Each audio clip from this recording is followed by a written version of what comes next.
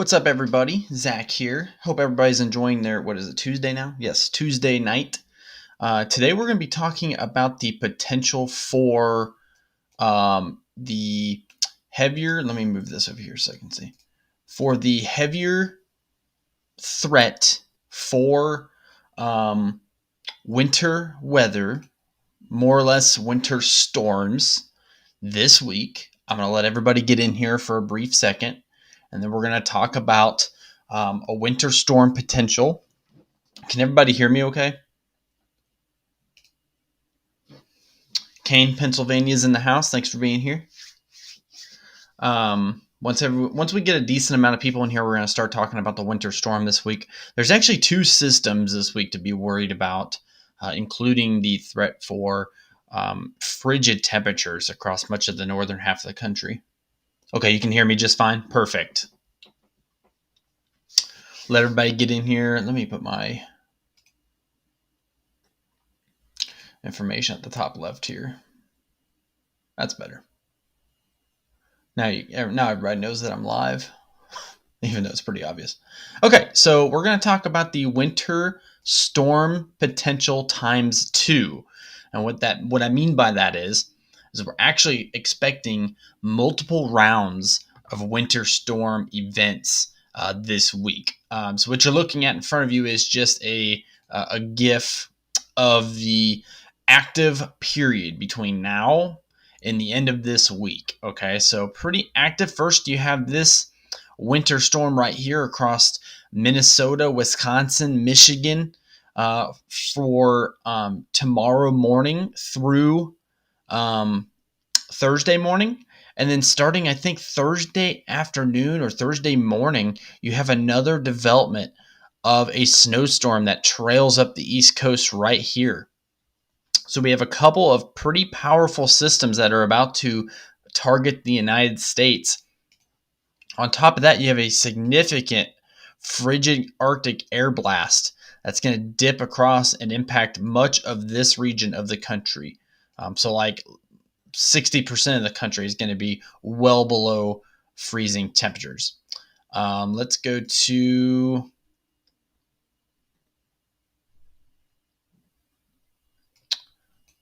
get to where I want to go here. So we'll start here.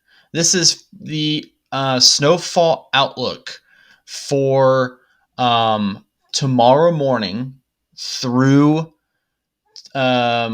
early Thursday morning. Okay, so you see the area of dark red. This whole region of dark red indicates the likelihood of snowfall above 1 inch. Okay, so this is a 95 percentile.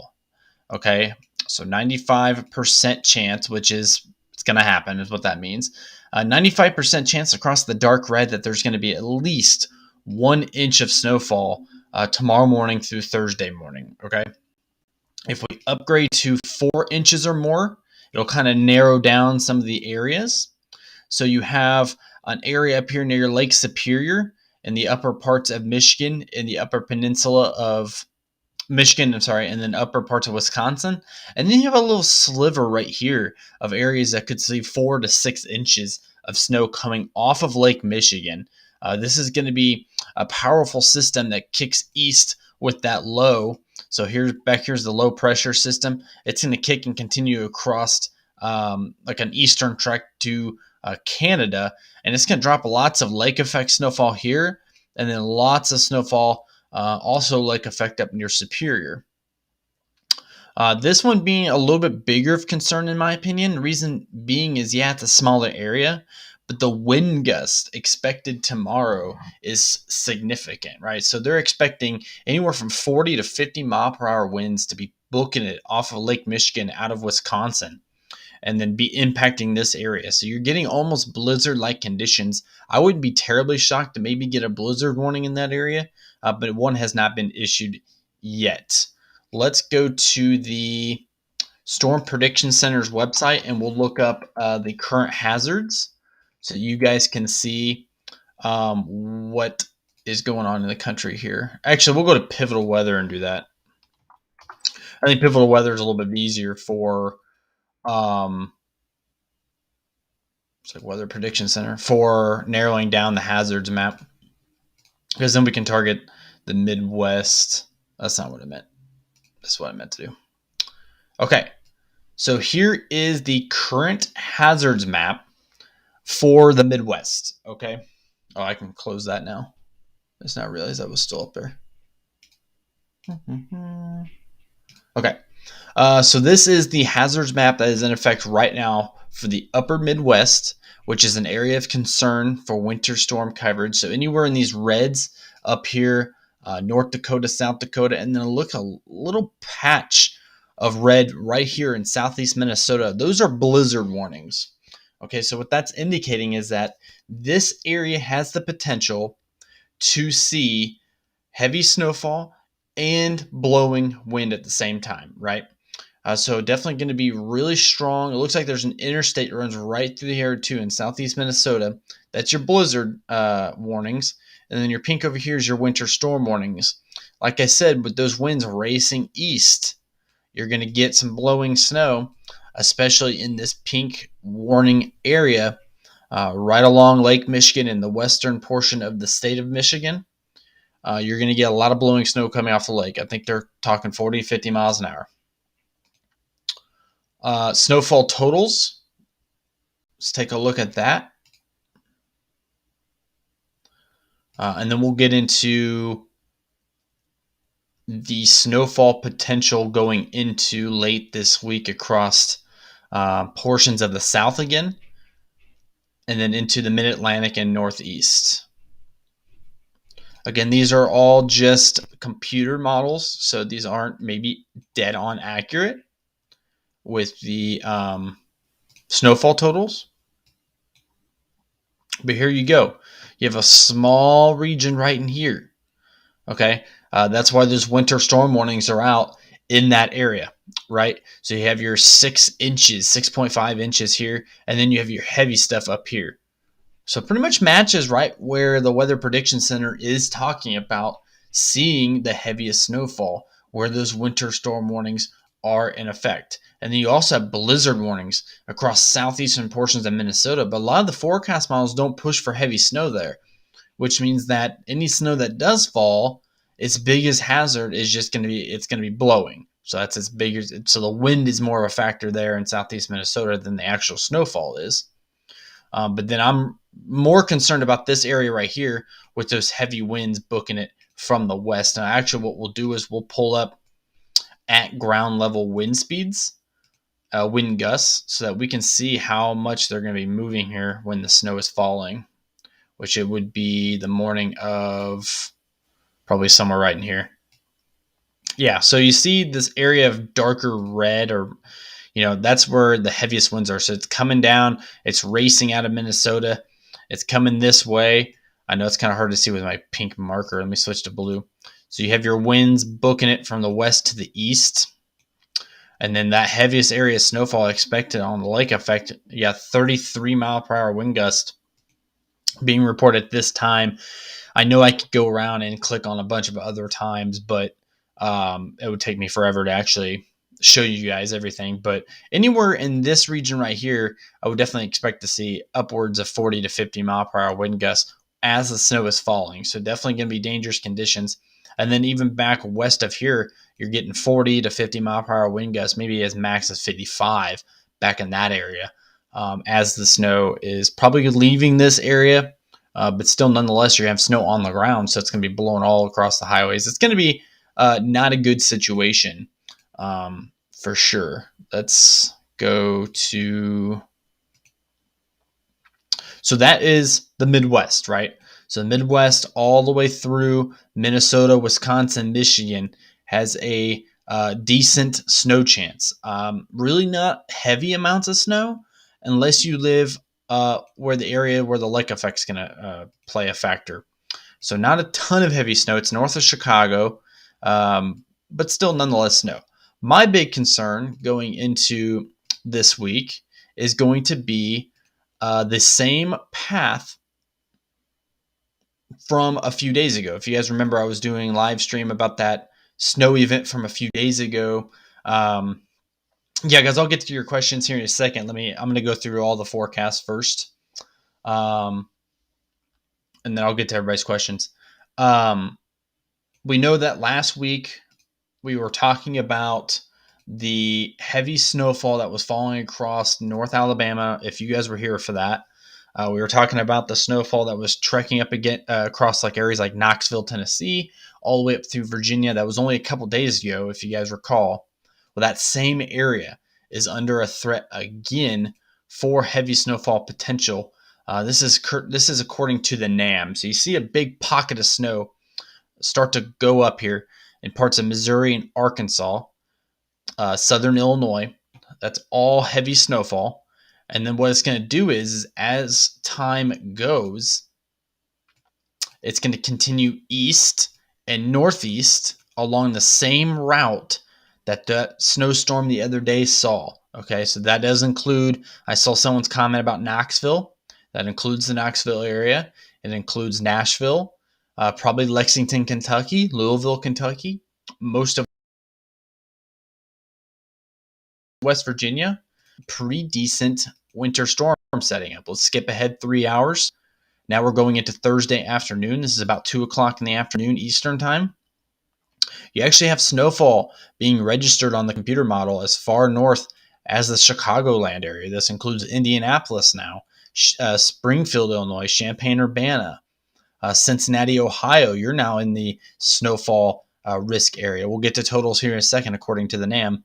But your heaviest stuff tucked way down on the southern end here. So your heavier stuff in the Boot Heel, Missouri, southwest Kentucky, probably southern Illinois, western Tennessee. That is your heaviest hit region as of right now. This is 2 o'clock. Let's go up another about 3 hours or so. Go to about 5 o'clock in the afternoon. Look at the expansion of the snow. Now you have snow stretching all the way up, still impacting central Indiana. Now it's going all the way up to the Cleveland, Ohio area. And then back down through much of Tennessee, right? Nashville, Tennessee. Even parts of northern Alabama could be flirting with some mixed precipitation again, right? Could see areas of heavy snow in that region. Again, the same area. This time, looks like the snowfall, according to the computer models, is a little bit further north in that last system. So you have areas like Louisville, Kentucky, Indianapolis, Cincinnati, Dayton, Ohio. Those regions actually have the chance to see snow this time, right? Let's go ahead another 3 hours.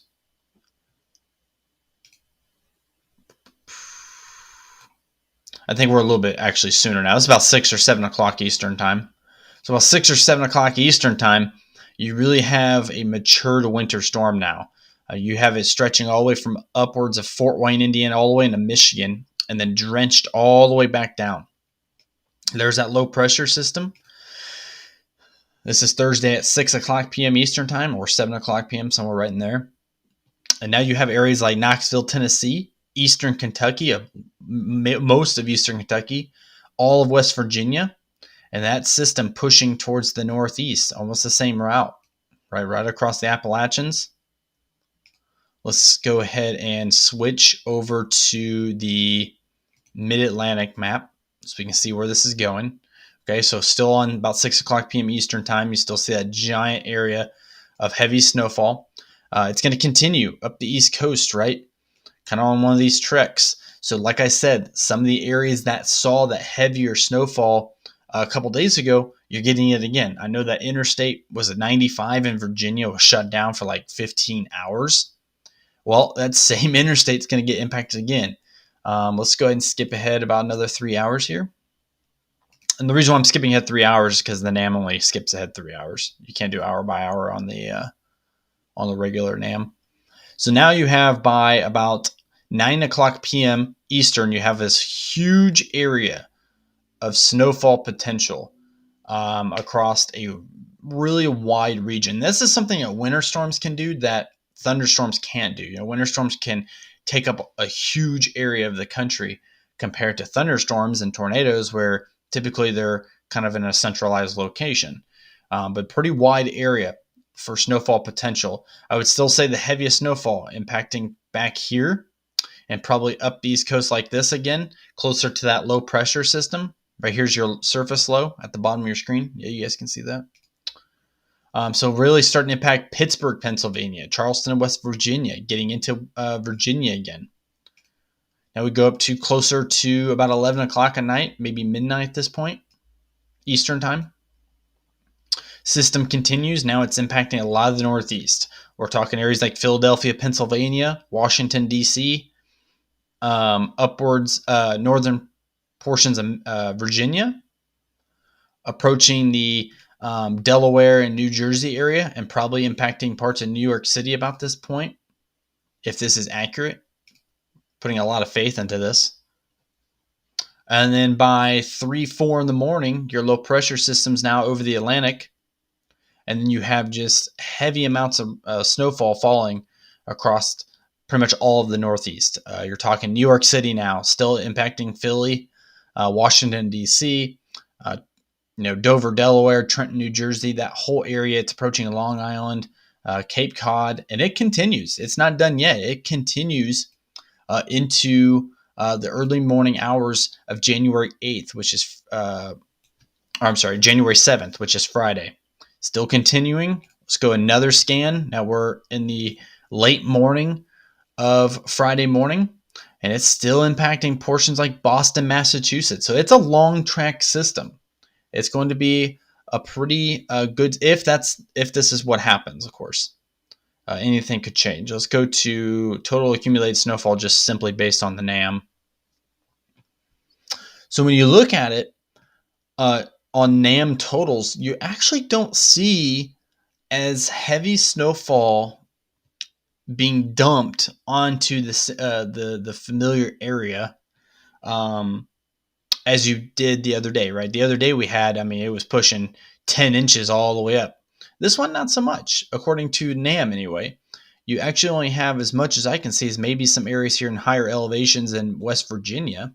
But for the most part, you're sticking within 3 to 5 inches. That's still considered a winter storm, but it's not as significant as the precipitation model shows us, right? It shows us just a wide area of snow. It doesn't actually show us how much snow until you pull up the 10-to-1 ratio, assuming that the 10-to-1 ratio is correct in this case. I know we had snowfall going all the way up north to Fort Wayne, but it's only showing maybe 0.2 of an inch to a half an inch across portions of Indiana, Ohio, southern Illinois, another area that we were watching, only a couple inches there. But this forecast model taking it along that same trek, maybe a little bit further north and a little bit wider, but not as heavy, right? Which is good if you don't need more snow, but a lot of these areas already have snow, so they don't need another 3 to 5 inches of snow. Now let's switch over to, that was just one forecast model. Okay, that's what we call the NAM. That's short for the North American model. We'll take you over the GFS, which is the global forecast system. And the GFS has it further south. So areas like central Indiana, central to northern Ohio, doesn't have that snowfall potential anymore. It keeps it further south, assuming that the low pressure, the surface low, probably takes a little bit of a southern trek, or maybe it's a little bit weaker. So you're not getting as strong snowfall totals as far north. But you still have this corridor ranging all the way up to the East Coast. But now areas like Philadelphia isn't getting 5 inches. They're kind of reduced to maybe 1 to 3 inches at this point. But you're still getting a lot of snow across central to eastern Tennessee going into Thursday morning Thursday afternoon and Thursday night into Friday morning. You're still getting a heavy area of snow across Tennessee. Again, any 3 to 5 inches is still a considered a snowstorm, right? I'll get to you guys' questions here in 1 second about your location and everything. Let me get through the forecast first. And then you get into portions of the East Coast, kind of very similar to what happened a couple days ago. You didn't really start getting those heavier snowfall totals until it started impacting Virginia, Maryland, Delaware, New Jersey. Kind of almost a similar path too. You're getting it ramped up here as it hits like the Maryland state line south of DC, and then it continues into Delaware, and then it continues into Jersey a little bit as well. I don't think our 3 kilometer NAM goes that far yet. It doesn't go far enough to forecast the entire trip. But your 3 kilometer NAM actually has it much weaker across the region. Maybe a little bit of a northwest turn as well, but this is not up to date yet.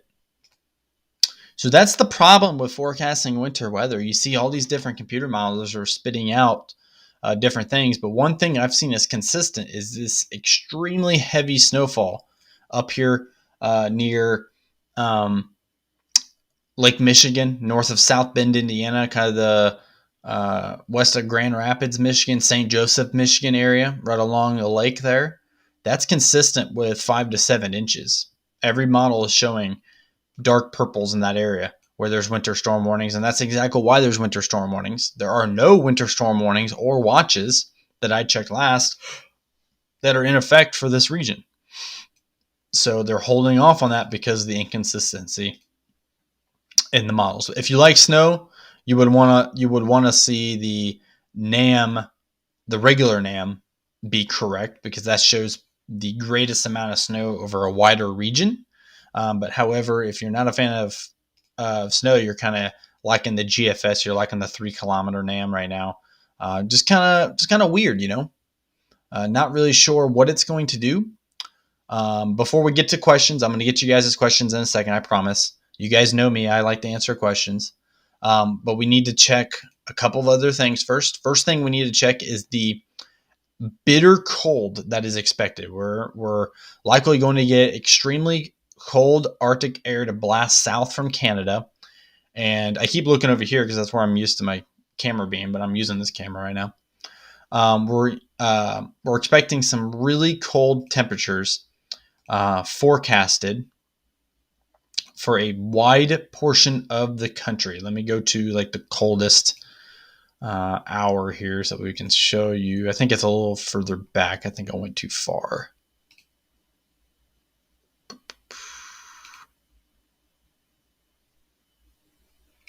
Let me find exactly where that. We're using NAM still. NAM.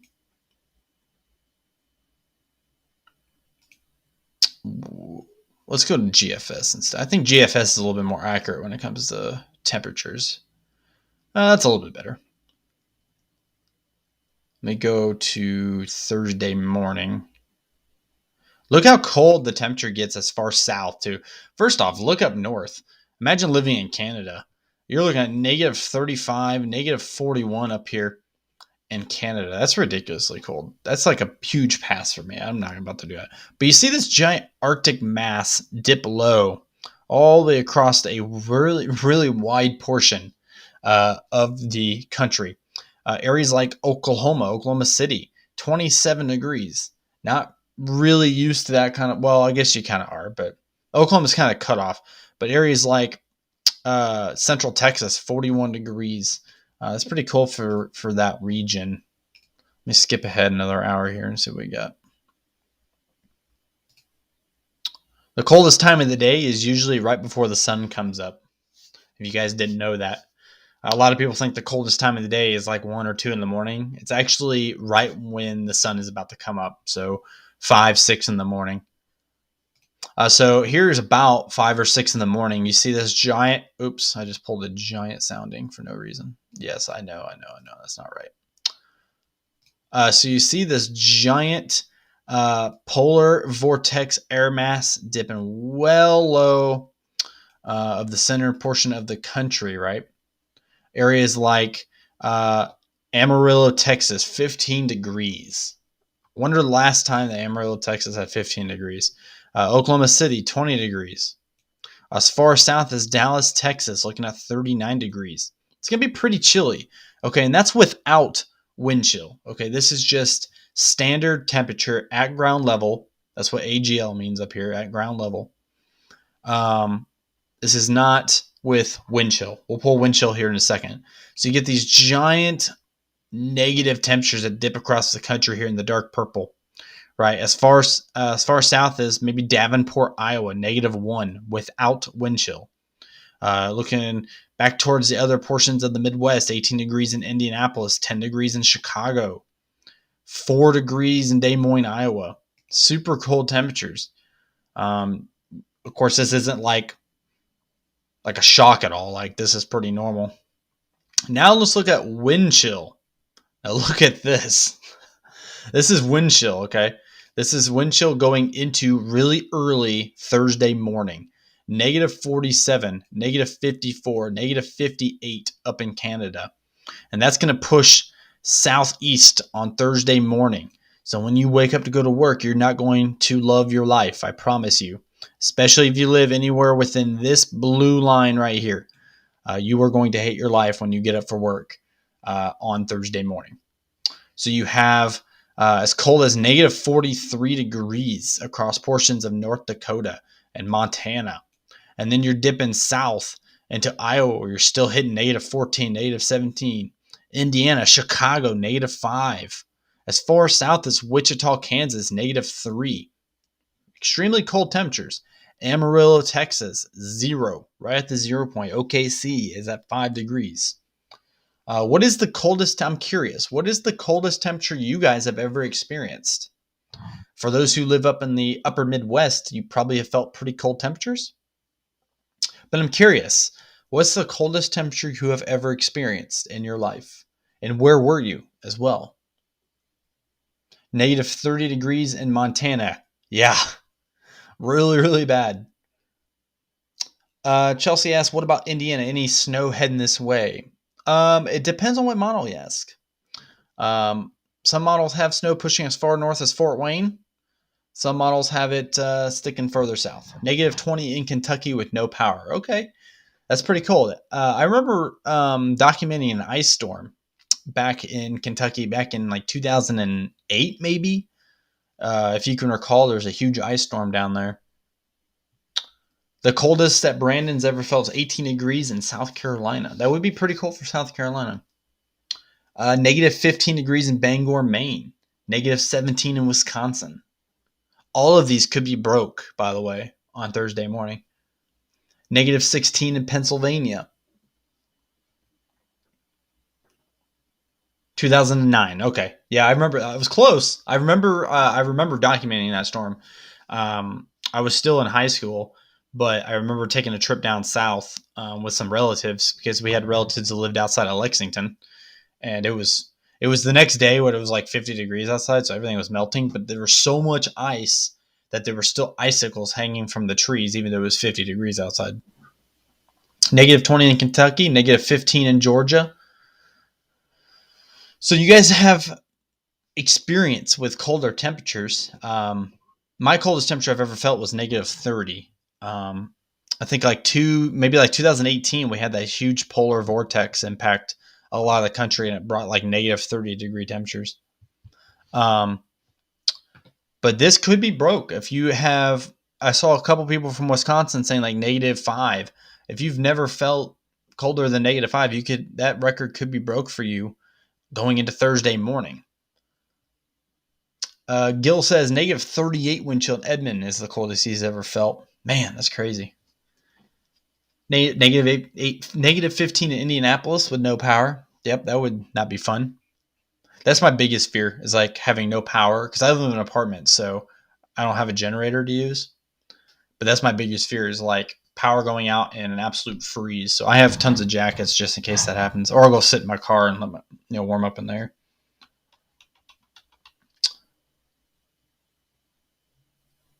-28 when I lived in Missouri, Central North Carolina. Any snow coming this way? Yeah, we'll talk about that here in a second. Not really for Central North Carolina, no.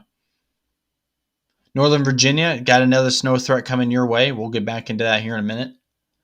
But that's crazy, guys. Yeah, so lots of cold temperature reports from everybody. You guys have definitely felt what Mother Nature can give you.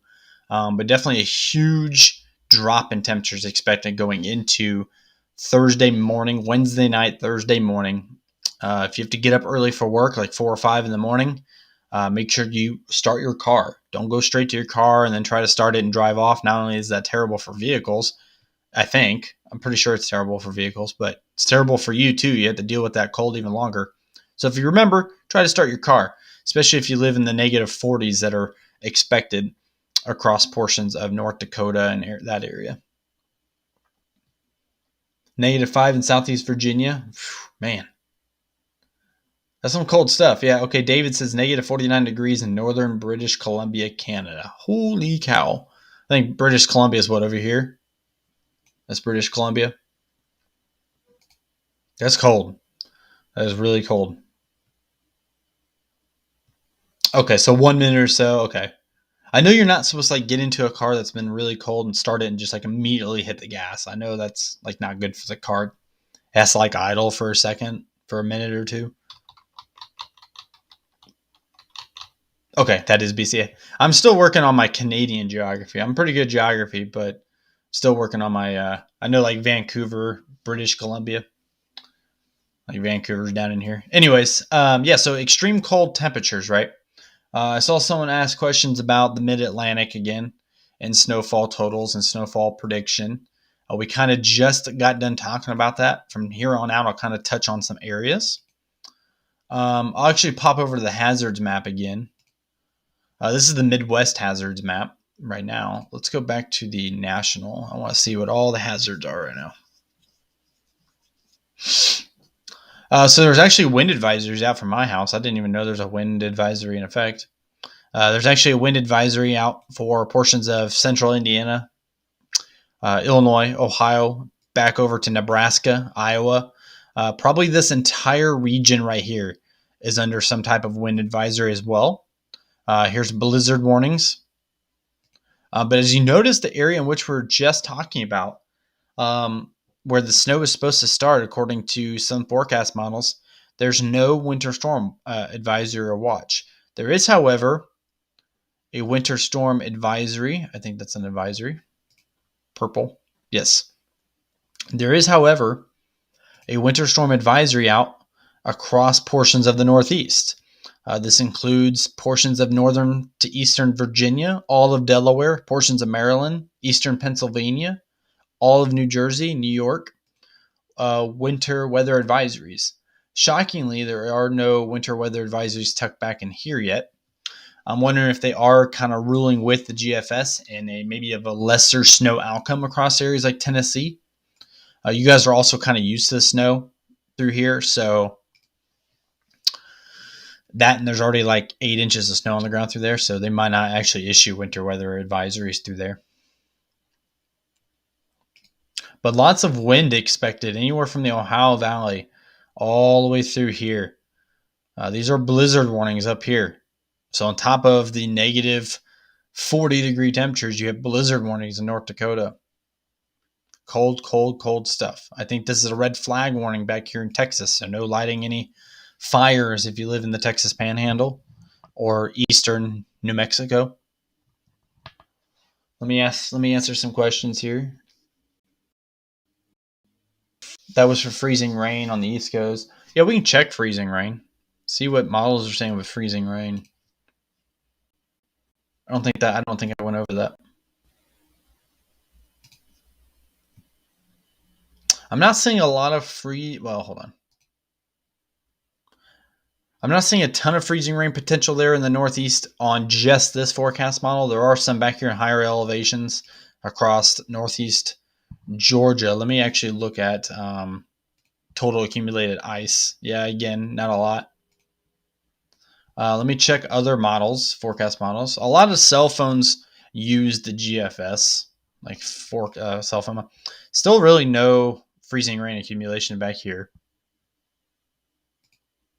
But some across areas where the snow and precip is mixing together pretty well. So northern Alabama, southern Tennessee, got some freezing rain, but like Huntsville, Alabama, again, that's a 1/10. That's a pretty good amount of freezing rain back there, and back there in Alabama. So that's pretty dangerous for people who aren't used to driving in that. Let's go to, okay, this is a kind of a good map to use too. So this is the probability of snowfall 4 inches or greater. This is courtesy of the Weather Prediction Center, the National Weather Service. So areas that are predicted to see 4 inches or more. So you see this giant region up here where all those winter weather advisories, and then you have winter storm warnings in effect along Lake Michigan, where the area 4 to 6 inches expected. And then this is all Rocky Mountain stuff back here for the most part. So pretty wide area there on day one. This is going into tomorrow. And then you start to have a little bit of an area here of 10 to 40 percentile range of 4 inches or greater, where the Weather Prediction Center is expecting some snowfall. So we definitely wouldn't rule out snowfall from like Paducah, Kentucky, all the way up to Louisville, there in Kentucky. And then going into day three, it shifts to the northeast. So you have some greater chances here of 4 to 6 inches, especially across West Virginia. I know there's some higher elevation there as well, which probably is playing a factor. All the way up through New York City in that 40 to 70 percentile range for 4 inches or greater. And then you still have snow falling back here from lake effect snowfall in western Michigan for 3 days in a row, 4 inches or more. So that's pretty crazy stuff. Let's zoom out here. So the Weather Prediction Center is the best way to see which forecast model they agree with. And I think the last time I checked, they were really bumping with the NAM and actually giving some decent snowfall across much of the south. So as you can see on the, oh, this is 4 inches or more. Let me go to 1 inch. I was wondering where it all was. There we go. Okay, so on the Weather Prediction Center website, they definitely agree with the NAM and some heavy snowfall, not heavy, some snowfall, anywhere from northern Indiana, northern Illinois to central Illinois, all the way down through parts of the south, right? With this heavy area of greater probability of 1 inch or more being across central Kentucky. That's for Thursday night, okay, Thursday afternoon to Thursday evening. Going into the overnight hours here, going in towards like midnight, Thursday night and Friday morning. Where we go? There we go. It still has snowfall falling back close to Indianapolis along that line, Champaign-Urbana, and then all the way up to include Lake Erie. Some heavy snowfall coming down there. And then tucked back across Kentucky, parts of West Virginia. It's definitely agreeing with the NAM, showing us that, yeah, this area is going to see some snowfall accumulation. Going into early Friday morning. Now look at where it is. 95% chance of 1 inch or greater across West Virginia, parts western North Carolina, eastern Kentucky, and then going all the way up into like the New York region by Friday morning. Now let's pull snowfall potential greater than 4 inches. And then we'll back it up back again to Thursday evening. So this is where'd it go? 30% chance right in here, according to the Weather Prediction Center, of 4 inches or more across central Kentucky on Thursday evening. Okay, so obviously here's the cutoff for the likelihood of 4 inches or more on Thursday evening going into Friday morning. Let's go to about midnight on Thursday night, Friday morning. It shifts east. Now you have a 70% chance, which is a pretty moderate chance of accumulating snowfall of 4 inches or greater across eastern Kentucky, western North Carolina, and into West Virginia. Someone said something about winter tires. You're definitely going to need winter tires in this region. Going into really early Friday morning, the probability of 4 inches or more upgrades to an 80%, pretty much a high risk chance of 4 inches or more of snowfall in a little tiny area in West Virginia, about probably an hour or two east-northeast of Charleston. An area right there, little pocket of heavy snowfall. Now, if we pull up the 3-day total outlook, right, this is going to be like over the course of 3 days, this will give us a better idea of the path that the snowstorm is going to take on Thursday and into Friday. Let the website load. I'll answer some questions here while it loads.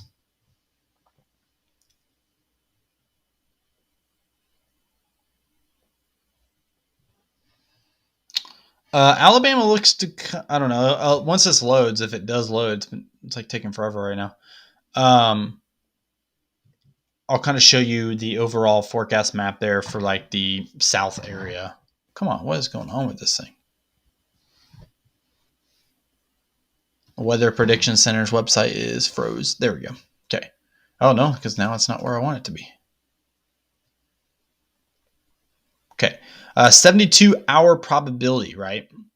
Of 2 inches or greater. Okay, that's what this means. Let me zoom in because that's for some reason way further out than what it was. Okay, so this is the 72-hour probability of snow accumulating greater than 2 inches, 2 inches or greater. Okay, so this is the likelihood that this area within a 72-hour period starting from about right now through the next 72 hours, okay, and how likely it is to see 2 inches or greater. Okay, so you have snowfall accumulating potentially a very low percentage across central Indiana into northwest Ohio. And as you get further south, the likelihood intensifies. Okay. So then you get into these lighter blue colors, which is 70%. So you have a 70% chance of 2 inches or greater snowfall, ranging from areas like Lexington, Kentucky, across eastern Kentucky, western North Carolina into West Virginia. And then it escalates from there to a 90 percentile chance right in here. And then this little pocket of 95% chance of snowfall greater than 2 inches. Now, just for fun and games, let's see if there's anywhere that's going to get 8 inches. So if there is going to be an 8-inch snow chance, it's going to be right in here. But that's only a 30% chance. So they're not expecting anything outrageous on the snowfall totals. Now, someone asked about Alabama. According to the Weather Prediction Center, it has a majority of this snow staying north of the Alabama region, Alabama state line there at Kentucky. Now let's check ice potential, freezing rain. And for the most part, it has nothing. Okay, I know somebody was kind of asking about the likelihood of ice up here in the Northeast, and the Weather Prediction Center says no, it's not going to happen. They have nothing. There are no ice potential anywhere, which is shocking. Usually you get some kind of something tucked in here. So I'm kind of shocked there isn't a threat for freezing rain anywhere in here, but according to the WPC, it is non-existent. This is for 1/10 of an inch or greater, so that doesn't mean that maybe your area might get some freezing rain below 1/10 of an inch, especially back here.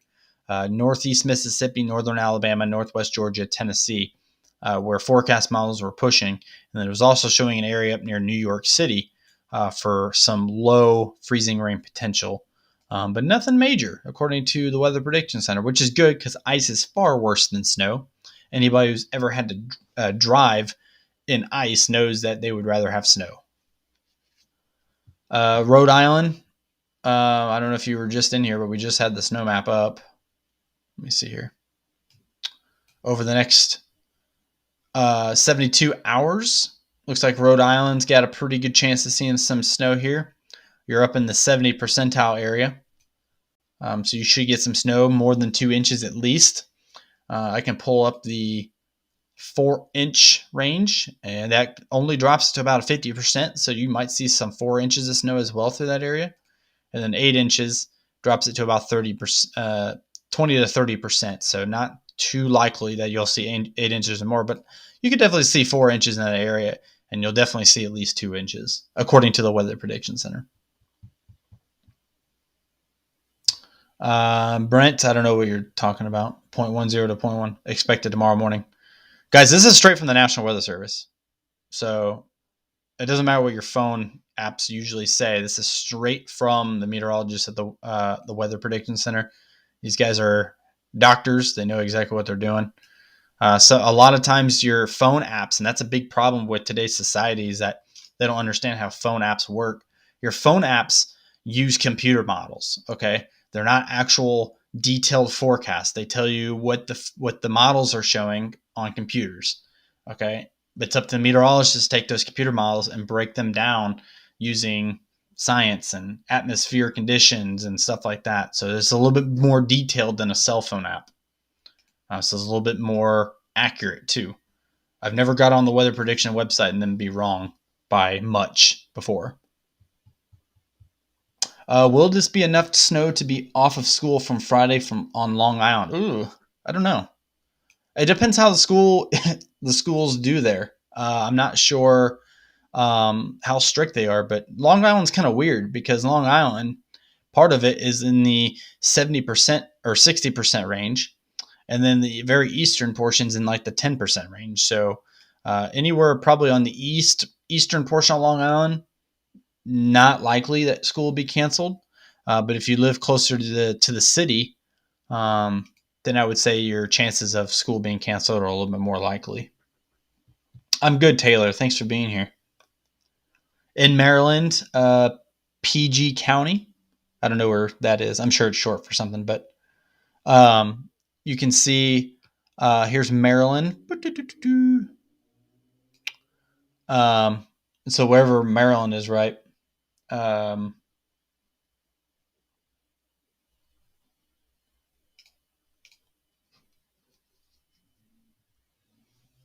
Whatever PG County is. I don't know where PG County is, but if in Maryland, sorry, I got caught up in comments. It was part of the latest NOAA advisory. Okay. If it's part of a NOAA advisory, then absolutely, that's accurate. Oh, Prince George's. Okay. Prince George's County is like somewhere up near DC, isn't it? Or somewhere near DC. Hey, Rainbow, thanks for coming from Canada. You guys are dealing with some really cold temperatures up there right now. Uh, Northeast DC, as in Washington, DC. Right here's Washington. I need a different color on my marker. Right here's Washington, D.C. So you're just south of that 70% area for heavy snowfall for 2 inches or greater, going into, which is probably Friday morning, somewhere in there. So your likelihood of seeing some snow is pretty good right now. Yeah, New Year's Day was definitely, it overperformed for sure. All the models, they definitely pinpointed where the heaviest snowfall would be, but they just didn't expect how much snow it would be.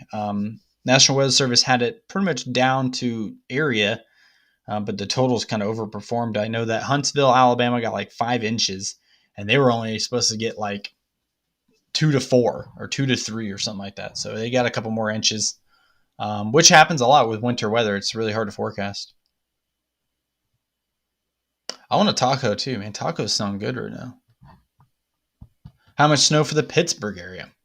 Let me get off of that. So here's Pittsburgh. At first, some models were showing Pittsburgh to get absolutely hammered, but it looks like the Weather Prediction Center has it a little bit less amounts. Oh, that's not what I meant to do. If I click on that region right there and then I go, oh, I had it. So a 50% chance of snowfall exceeding 2 inches. So you're about a half and half here. So again, that's an area, anything 50% or greater, I wouldn't rule out 2 inches of snow, especially being how close you are to the 70% range. Because here's your 50, here's your 60, and here's your 70, 80, 90, and 95. So you're pretty close to that 70% range, which is what I call like a high chance of 2 inches or greater snowfall. So I would say Pittsburgh probably get some snow on the ground, at least a dusting, if not upwards to 2 inches. Windy.com. I didn't know there was a website called windy.com. Knoxville. Go back down here to Tennessee. So here's Knoxville.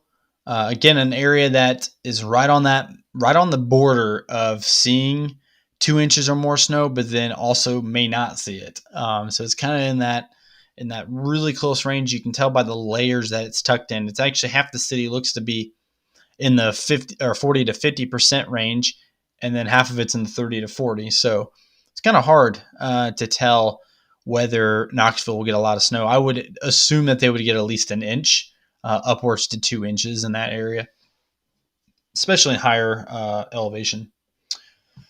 Grayson County, Kentucky, and then Columbus, Ohio. I don't know where Grayson County, Kentucky is, but you'll just have to kind of look on the map here. So here's Kentucky right through here.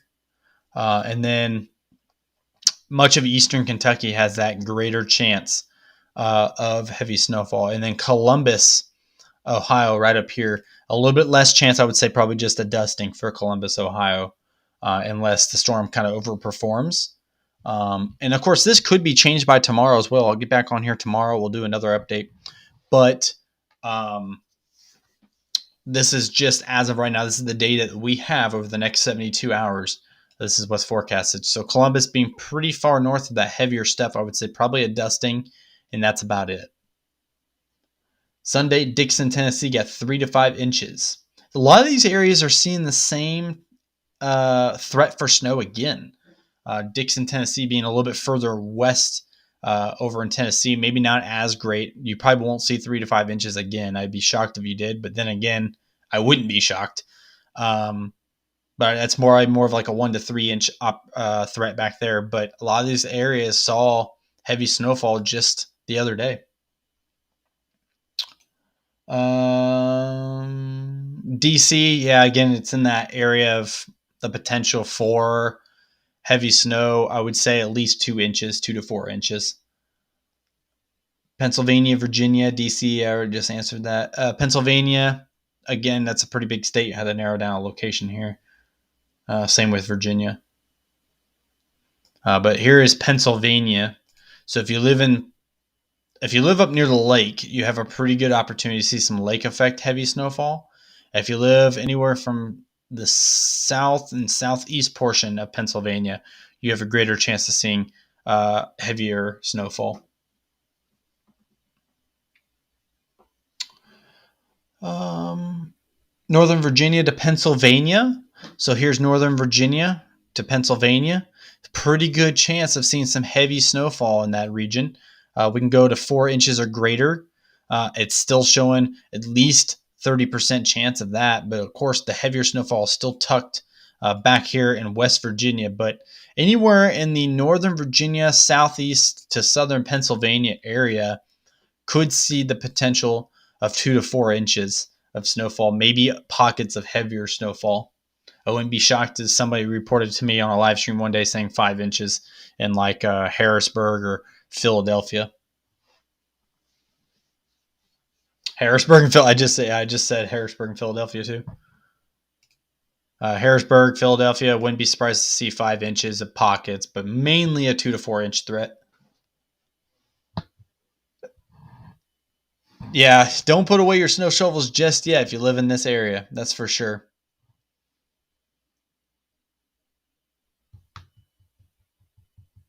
Bergen County near New York City. Okay, so let me shift my maps here to the northeast.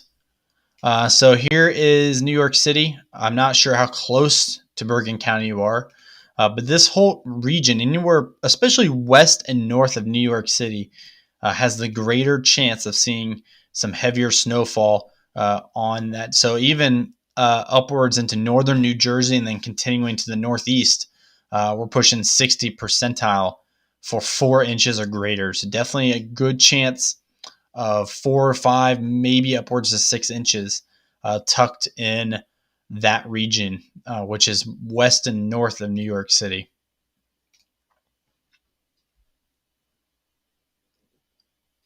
How many inches are needed to cancel school? I don't know. It kind of depends on the state. And I think it always depends on the school corporation too. When I was in school, in high school, we had, because back when I was in high school, we got to watch the screen, the TV every morning, and we would have to wait for our names to come across, our school names to come across the bottom of the screen. And I would always see school corporations that were like one county over. They would be closed, but we would be going to school. It never made any sense to me. So I think every school corporation is different. Really just depends on if you're in the city limits, if you live out in the country. Because I lived out in the country, so it didn't take much to cancel school for us because it was really hard to plow the back roads and rural communities. But if you live in a city, it's a little bit easier.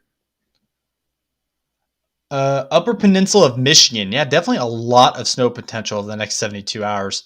Look at all this red. Uh, so, really heavy stuff expected. I don't know what part of Upper Peninsula you live in, but this is the entire Upper Peninsula here. And that's all pretty much a 95% chance of 2 inches or greater.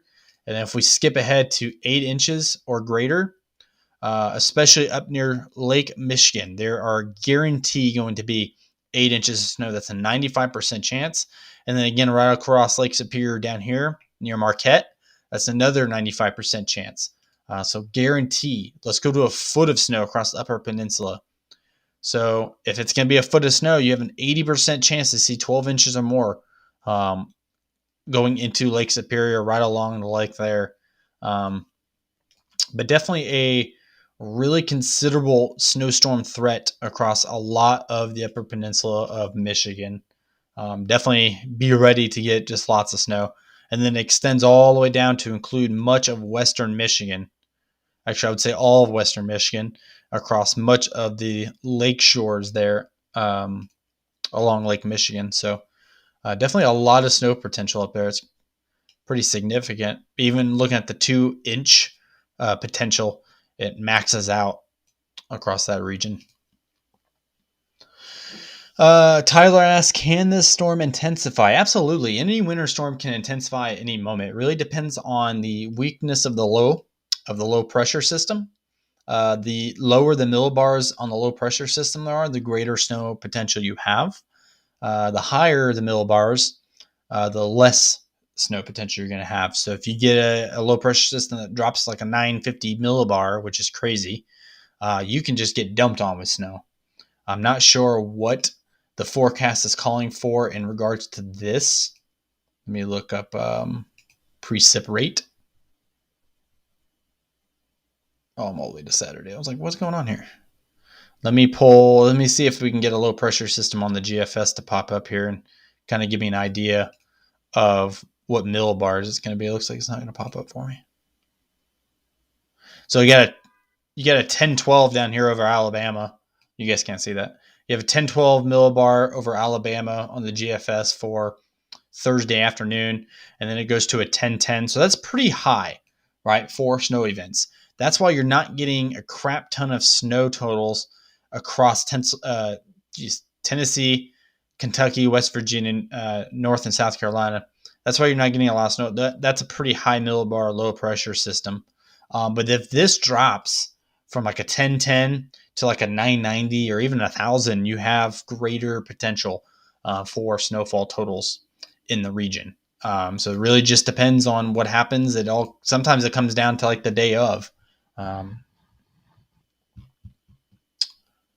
Any chance of ice in this storm? John, not really. A lot of models aren't showing a lot of ice. I wouldn't be shocked to maybe get some freezing rain mixed in, especially where the low pressure system is, where those rain and snow showers are mixing together, kind of up through this region. Wouldn't be surprised. However, a lot of these forecast models are not calling for a lot of ice, fortunately. But you can still get a little bit here and there where the roads get a little slick, but nothing that's going to be like really significant where you can't even walk outside without sliding down your driveway. Which we've all seen those videos on like YouTube and TikTok where someone falls and they just slide all the way down the driveway. It's quite hilarious to watch. What about Washington, D.C.? So we zoom in on Washington a little bit, right? Here's Washington, D.C. In the 50 percentile for 2 inches or greater. So I would definitely consider that to be maybe a 2 to 4 inch possibility. I think there's a way we can actually pull. Yeah, I can actually pull accumulation by percentile over the next 72 hours. This might be a little bit easier to read. So this is the 50th percentile, which is what I usually use, and snowfall potential, right? Using the 50th percentile. So the heaviest area being right there, 6 to 8 inches of snowfall across portions of West Virginia. We were talking about Washington, D.C., 2 to 4 inches. is what is currently forecasted using the Weather Prediction Center's 50th percentile. Lots of people stuck on I-95 in Virginia. 19 hours. I read 15 hours before, so yeah, obviously they're still probably stuck there. So 19 hours now. That's crazy. Definitely lucky you stayed home because you could have definitely been caught on I-95. That's for sure.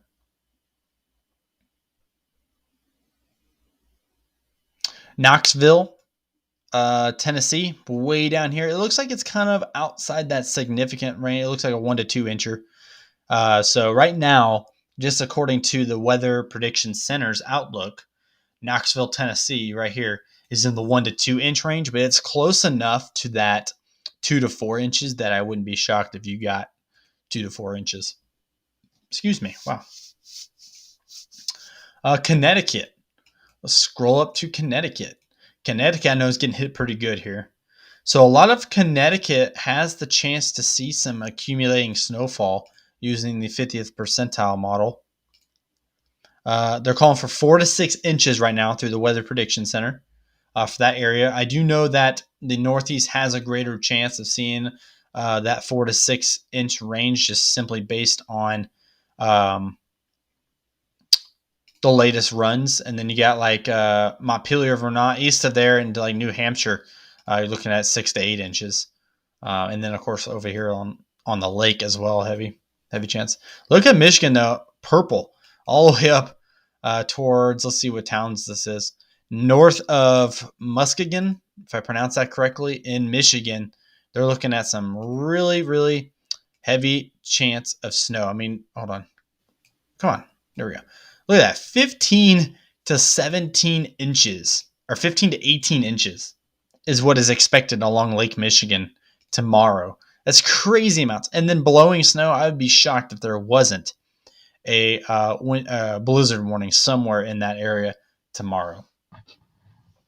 I did see that. I saw Senator Tim Kaine got stuck on I-95 in Virginia on his way to D.C. for work and got caught there for like 20 hours.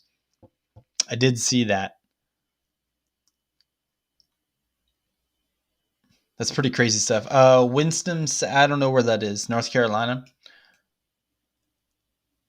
Let's see if I can maybe just get lucky and pop up on it here. I don't know where that is, but a lot of North Carolina, anywhere from Blacksburg, north of Lynchburg, all the way up, is in that 2 to 4 range. And anywhere south of like Richmond, you're looking at pretty much nothing. Maybe a dusting, but probably nothing. Street, Maryland. I don't know where that is. Give me like a comparison to like a big city. But a lot of Maryland, actually a majority of Maryland is 2 to 4 inches. The only parts of Maryland that isn't 2 to 4 inches is the extreme northwest portion up here, where you're looking at more 6 to 8. And then way down here where you're looking at more of 1 to 2. But other than that, a majority of Maryland is seeing 2 to 4 inches at least.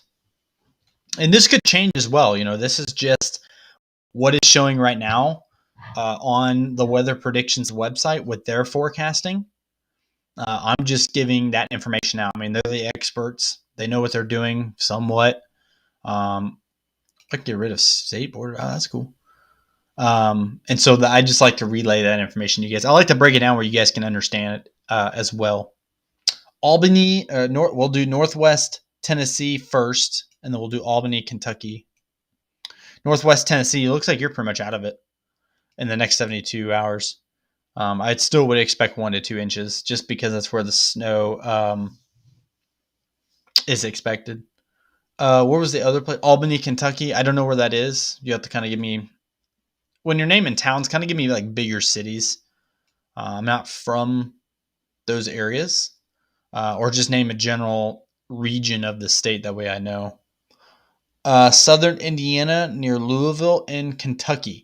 So we had some models pushing snow as far north as like Indianapolis all the way up towards like Lafayette, Indiana.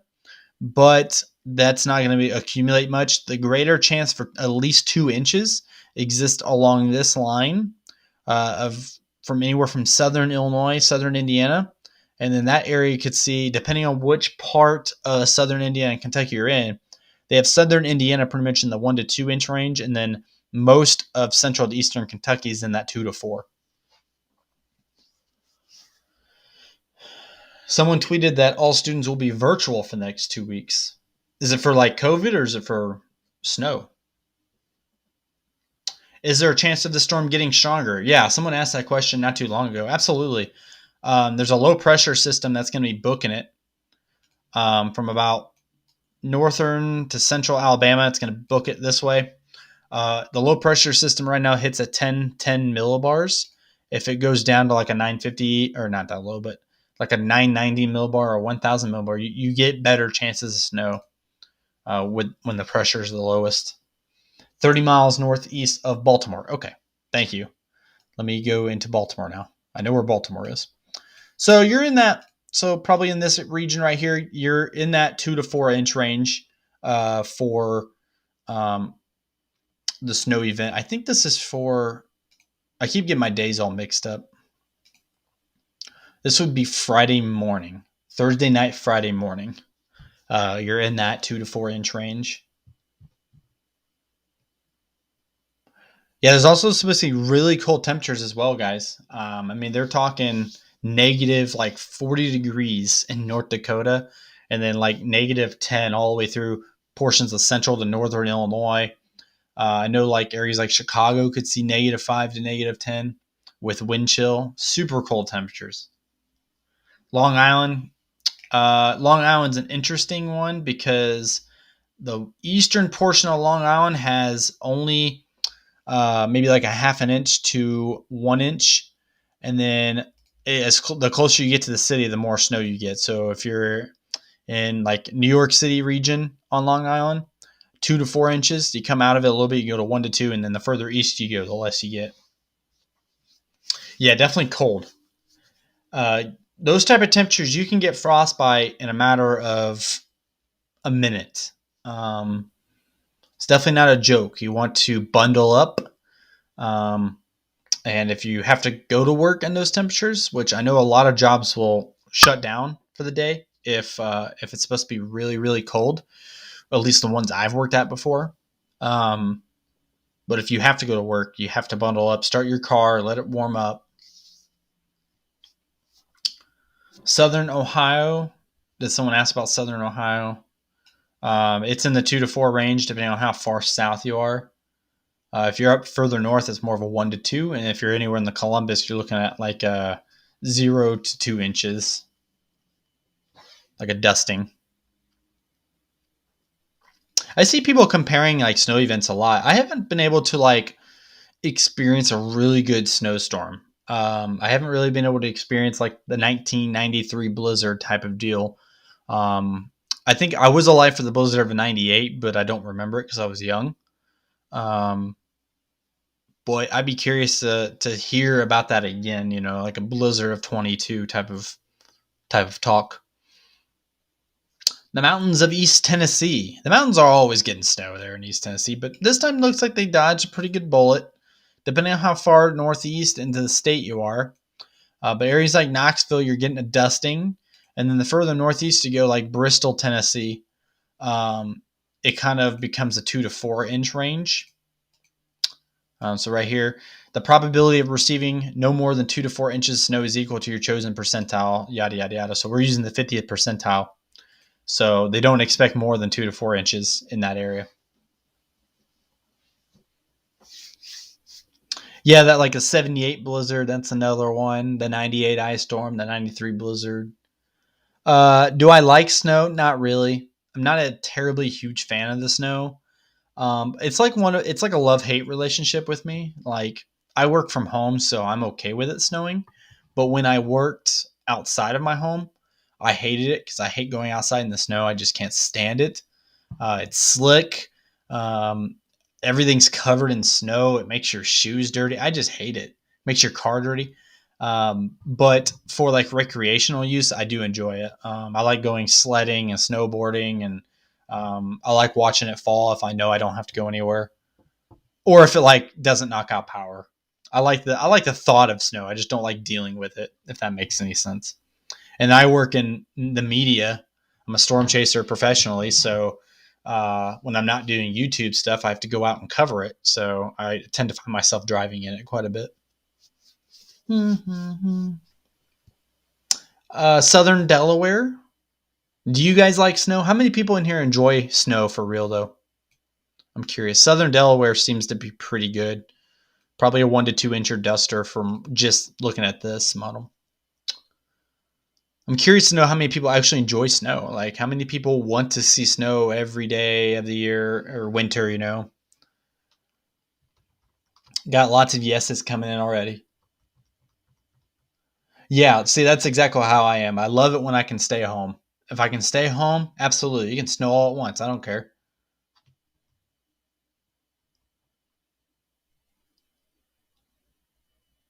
Yeah, yeah, so a lot of people enjoy snow.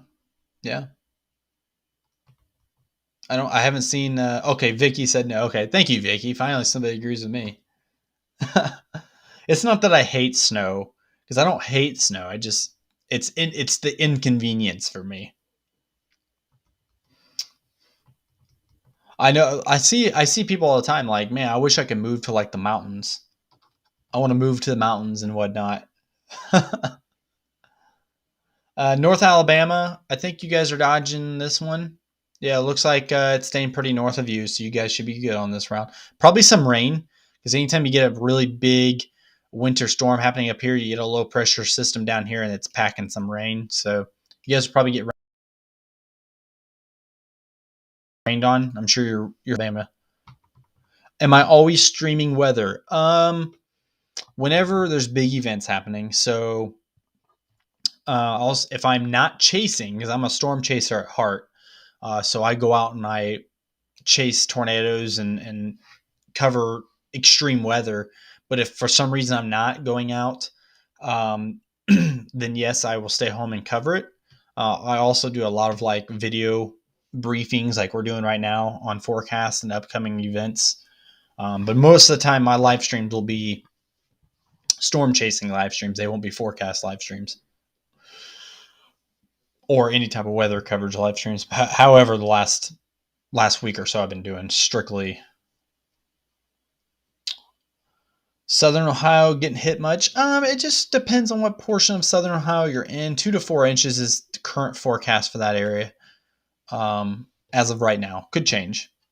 We're still 2 days out from this event for I think Southern Ohio. It might be starting tomorrow evening as well. It just really depends. But I'll wake up tomorrow and we'll update. Hold on, Birdie. I didn't even see the first comment. My parents got trapped on their mountain every year. Yeah, I can imagine. So my parents, funny story. My parents live on they live out in the middle of nowhere in Indiana, and the nearest town's like 45 minutes away. And they live in like the woods. They're country people, and they live up on a hill, right? It's not really like a mountain, but it's a really steep road you have to get up. And so every time it snows really bad or if it ices, they don't leave their house. They can't because if they try to go down that hill, they slide, they'll crash their car. There's a giant steep cliff drop off on one side of the hill, so you don't want to go down that hill when it's icy. And as a kid, we would have to attempt it all the time, and it was the scariest thing ever, and I'll never forget it, having to do that. I hope nobody ever has to do that. That is like the most terrifying thing you could possibly do is driving up and down a hill when it's solid ice or solid snow and you're just sliding and you can't control it. It's terrifying. So I would never buy a house on top of any hill or mountain or anything. I promise you. Yeah, Long Island's kind of under the 2 to 4 inch threat, depending on how close you are to the city. I know. I think Birdie. I think you said you're a little bit on the southeastern portion. Probably just a dusting, depending on where you're at here on Long Island. Miami Red Zone says in the 70s with a wind chill of 65 in South Florida. That's a really, really well deserved brag. Oh. A part of me wishes I lived in Florida, but it's a little pricey down there to live. How much do I expect in Philly? We can zoom in there on Philly. They are pretty well tucked into that 2 to 4 inch range. This green color indicated here. Your light green over here on like Atlantic City, New Jersey, is your 1 to 2. So definitely, they're calling for 2 to 4 right now. Forecast is subject to change as always with winter storms, but right now it's 2 to 4 inch range according to the 50th percentile here on the Weather Prediction Center. Yeah, so southeast of Long Island, yeah, southeast portion of Long Island, I think you'll be all right. You're not going to see terribly too much. Probably about the same amount you saw the other day, because I saw your picture on Twitter that you tagged me, and there wasn't a lot of snow on the ground.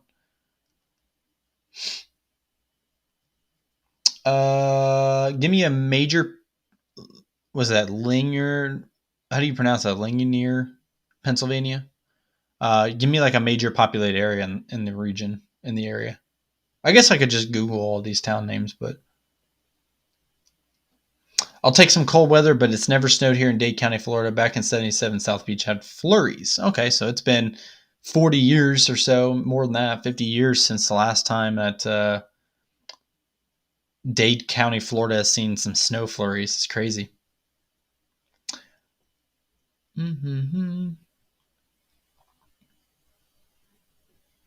Pittsburgh, yeah, kind of the same thing. Pittsburgh's tucked in there pretty well to the 2 to 4 inch range, especially with them lake effect snowfalls happening up north. I think pretty easy guess that Pittsburgh will see 2 to 4. Green Bay, Wisconsin, switching regions here. Yeah, Green Bay definitely actually not as getting as much as I thought. Maybe some lake effect snowfall that's going to affect. We have a big time snow potential down here. I wouldn't be shocked if maybe some of that popped out a little west here. Maybe some coming from the south as well. The winds, I guess, with the wind speeds coming in from the west, it's probably not going to be likely you'll get lake effect snowfall. But you're tucked in the 2 to 4 range, but pretty close to that 4 to 6 and that 4 inch range. So it could be anywhere from 2 to 6 inches, just based on where you're located. Green Bay is unique when it comes to like geography and winter weather. It's tucked in there to multiple big lakes. No, I know where Mount Vernon, Indiana is down here, isn't it? Maybe not. I thought Mount Vernon was somewhere down in here. Remind me where Mount Vernon, Indiana is. Hartford, 2 to 4 inch. Harper, Pennsylvania. Yeah, probably 2 to 4 inches. Definitely put that in quotations too, because this is still about a day and a half out, 2 days out before the event starts. So this model could change up a little bit. We'll do another live forecast tomorrow and kind of get some more information on it. But this definitely could change. You never know. Lima, Ohio. I know where that is. That's up here. Been there before. Yep, right there. So Lima, Ohio. I think some forecast models for that region were hinting at snowfall coming through the area, coming out of Indiana, kind of in this direction, but not anything that's going to be super accumulated.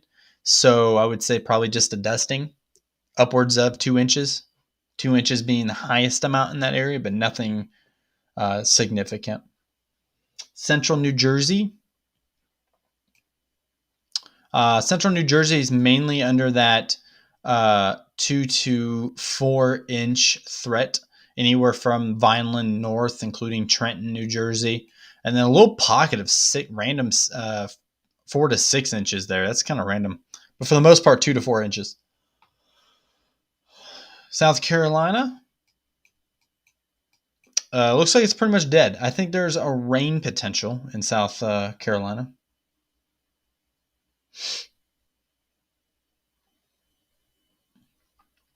Turn up your volume because there's definitely sound. I can see my my bar telling me that there's sound coming through. How much snow will I get in Erie, Pennsylvania?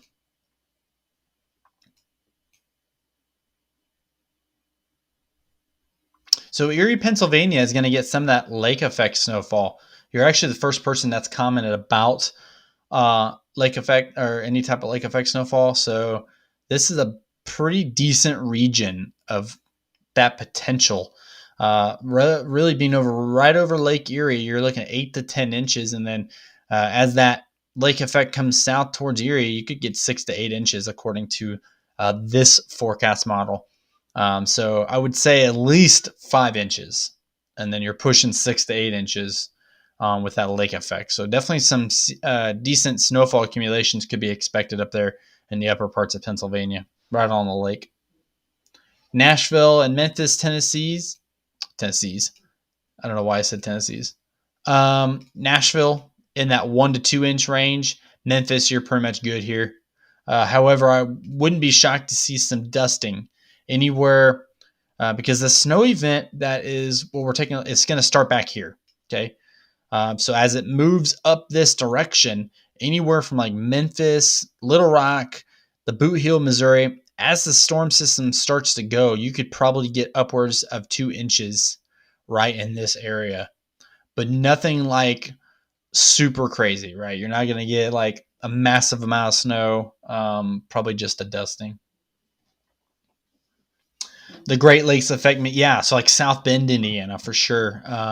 South Bend, Indiana, anywhere along like Michigan City, lots of snowfall strictly because of the lake there, for sure. Will Arkansas be hit? Yeah. So we got snow. The snowstorm is forecasted, according to some computer models, to start back here in Arkansas. So that's the only good thing about that is that's when it's going to start. So it's really not going to be dropping a lot of snow just yet.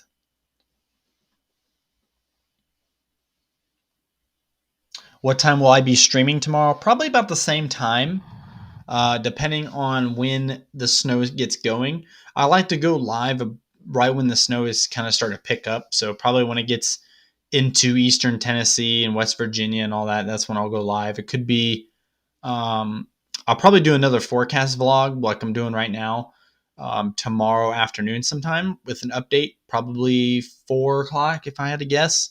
Um, if you guys subscribe and like hit the follow button, I post like information on upcoming live streams to the community tab on my page. So if you follow the page and you go under community, you'll see all the like the posts that I make. It's kind of like a Facebook for YouTube. It's pretty cool how YouTube does that now. I really respect how they added that, because now instead of having to do a video every time, I can just type up like a little post and you guys can see it. It's pretty cool. How about northern New England, say Vermont? Sure. I know there's some heavy snow expected up there. There's Vermont. I don't know what part of Vermont you're in, but here's Montpelier right here, up near the mountains. So it really just depends on what part of Vermont. I'm going to say that all of Vermont has the potential to see that 4 to 6 inch range, right? That dark green indicates the 4 to 6 inch range. As you can see right here, 4 to 6 inches. And then this upper northeast portion of Vermont is the 6 to 8 inches. So it really just depends what portion of the state you're in. Bellows Falls, I know, give me like how close is that to like Montpelier? So I'm not going to be able to find it on this map.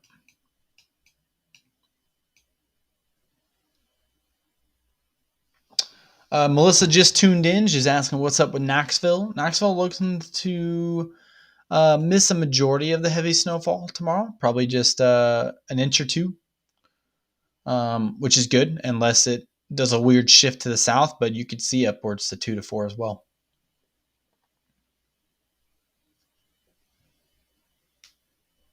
Marion, Virginia. I'm not sure where that is. Give me a major populated area that I can base that off of. No problem, buddy. That's what I'm here for. What's the weather for Dallas, Texas? I don't know. I really haven't looked at Dallas, Texas. It's going to be colder than usual across portions of the northern half of Texas. There's a big Arctic blast coming down. So, like areas like Dallas all the way up to Amarillo, especially Amarillo. Amarillo has a potential wind chill of 0 degrees on early Thursday morning. And then Dallas is down to like 15 degrees on Thursday morning, just with wind chill. Without wind chill, it's up to like 30 degrees on Thursday morning, I think. But those wind chills will be pretty brutal, especially if you're not used to it. Southeast, oh, where'd it go? Southeast Virginia. You're pretty much out of it right here. Here's Richmond. No, probably maybe a dusting. That's about it. What are the chances of 5 inches in the DC area? Not. I'm not going to say it's not going to happen, because if the storm does overperform, and if it's going to overperform anywhere, it's going to do it in this region here, and back here where the blue is. So I'm going to say the likelihood of, well, we can pull it, I guess. We can go to the probability forecast and pull um, the percentile chance for that. Let's go to greater than 4 inches. It only has it at was that 30%? Yeah, 30 to 40% chance for snow, greater than 4 inches in the area. So I definitely wouldn't rule out maybe a brief 5 inch pocket of in the heavier snow bands for DC. But for the most part, sticking to 2 to 4 inches.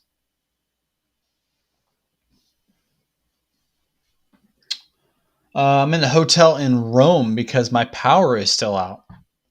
Yeah. Where is the power outages at? What state? Rome, Virginia? Because I know there was reports of power outages across Maryland and Delaware and Virginia, but I'm not sure if it's still out or not.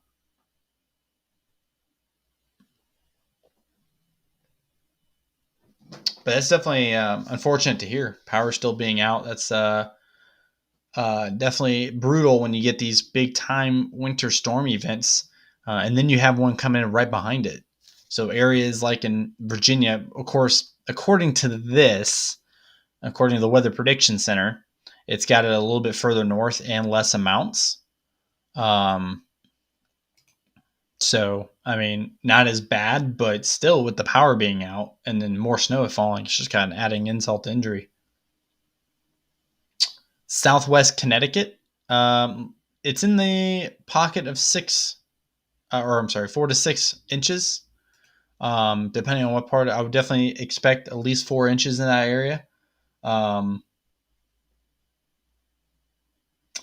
what's the storm situation near Seattle? I don't really know. I haven't been really forecasting the Northwest. However, of course, up in the mountains, you have far greater chance up in the mountains. But I'm not sure. I don't follow Seattle at all. I don't really. Seattle's weather is so weird, and it's hard to really keep up with it.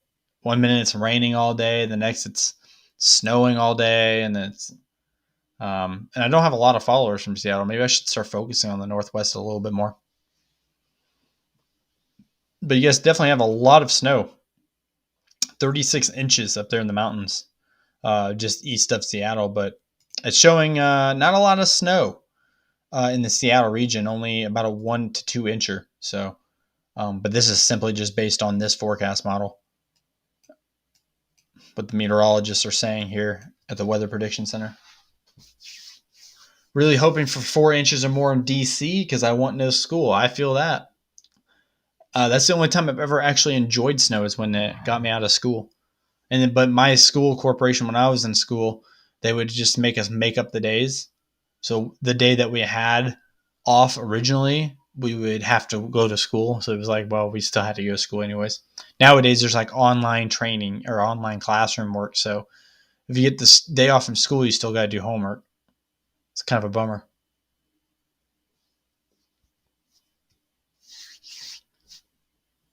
Upper east of Mississippi, kind of like the northeast portion. Again, I would say maybe some mixed precipitation happening in this region tomorrow, or not tomorrow. Well, I guess this is tomorrow. It would be tomorrow. Tomorrow evening, going into Thursday morning, probably some mixes. The snow event's probably going to start back here somewhere and kind of do one of these. Low pressure being down here and the low pressure going up like this, you can definitely get some mixed precipitation tucked in there. So I would definitely say that's potential. Maybe some flakes falling up there, but nothing, no major accumulation expected. Will there be tornadoes? No, there is no forecasted tornadoes um, for quite some time. We're not really, I don't really see any significant patterns. I do see a pretty big trough dipping over the northwest portion of the United States and then coming down. I'm not sure if that'll be a severe threat or not, but we'll see. Um, but no, there's no tornado threat in the next few days. Cheyenne, Wyoming. Oh man, we're dropping the other side of the country. I like it. Let's go up there. Wyoming, and there's Casper. Where's Cheyenne at? I got to remember where Cheyenne, Wyoming is. Isn't it over here somewhere? Look at all this snowfall coming from the mountains. That's crazy. 24 inches there. That's an insane amount of snowfall. I got to remember where Cheyenne, Wyoming. Oh, there it is. I found it. So Cheyenne, Wyoming. Yeah, some pretty good snowfall chances here in that portion of the country. That's a 4 to 6 inch percentile risk. So definitely a chance for some heavy snow. And then not even like maybe 30 miles north of you, you're dipping in the 6 to 8 inches there in Wyoming. So it's possible that you could see upwards of 6 inches and then a little pocket randomly of 8 to 10. So kind of interesting forecast there in Wyoming as well. Atlanta, Georgia. Yeah, you're fine. Probably some rain coming up for you guys.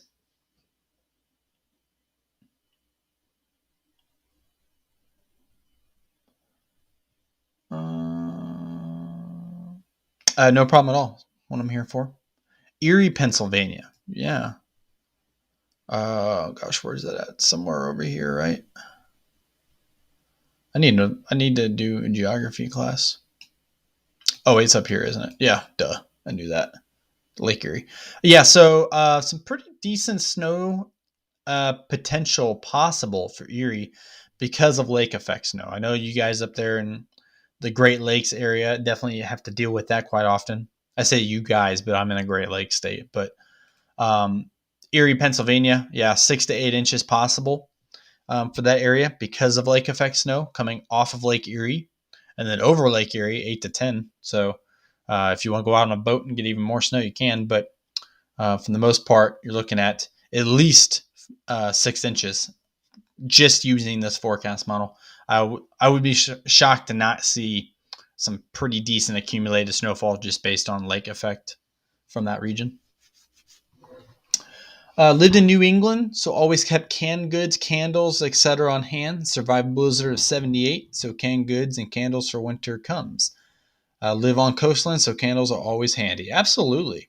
I think everybody should do that. If you live in a region that experiences 1 or 2 really good snowstorms a year, it's definitely smart to have canned food and any type of food that doesn't require electricity to be cooked on standby because power outages, are becoming more of a problem because people rely on, electronics and electricity to do things. So you definitely want to have a way to be ready for a big time snow event. Don't rush last minute to the store because first off, there probably isn't going to be anything left.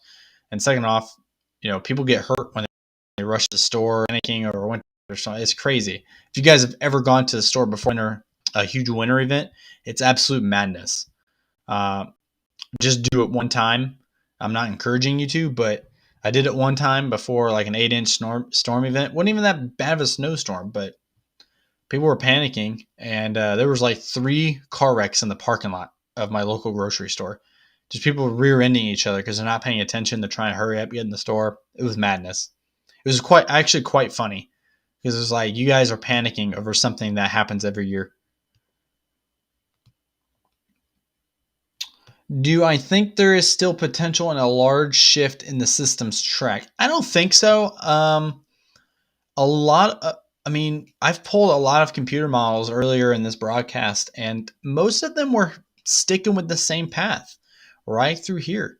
So I don't think we're going to get any major shifts. If there were one forecast model maybe pushing up here and another down here, I'd be a little bit more concerned about a shift, but a lot of them were sticking right along this path. So I think that's the route we're going to take.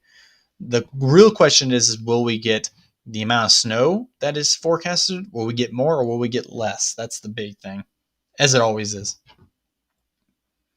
Snow is incredibly hard to forecast. It's harder to forecast than hurricanes. It's harder to forecast than tornadoes. Snow is extremely difficult to predict.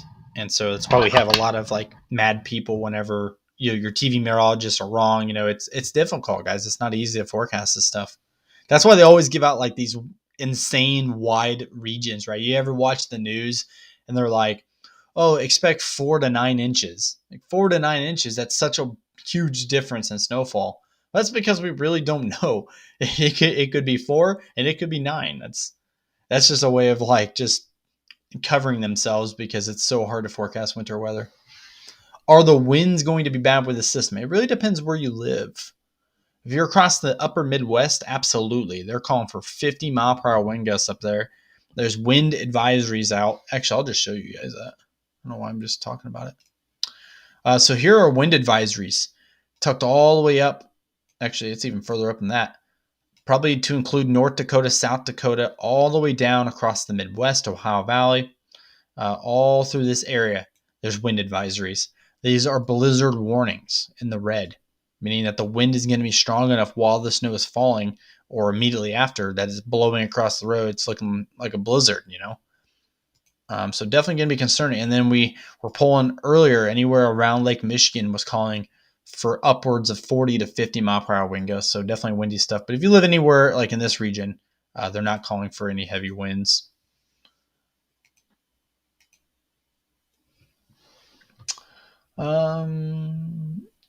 Michigan is the only place I've ever lived where you wear a jacket in August.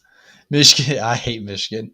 I mean, I like Michigan in the summer, but it's definitely not a place I would want to live because I'm not a huge fan of the cold and I'm not a fan of the snow. So,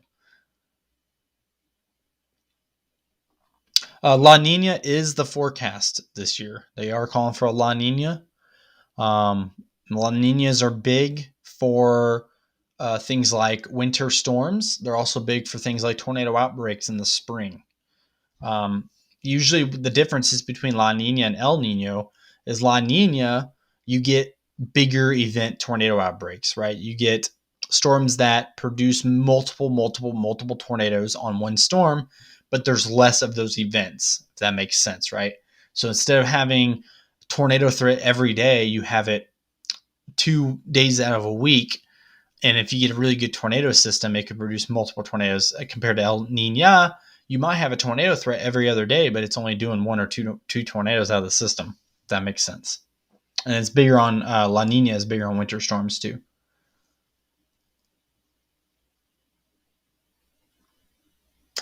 Is the green for rain? I'm in southern. No, the green is snowfall totals.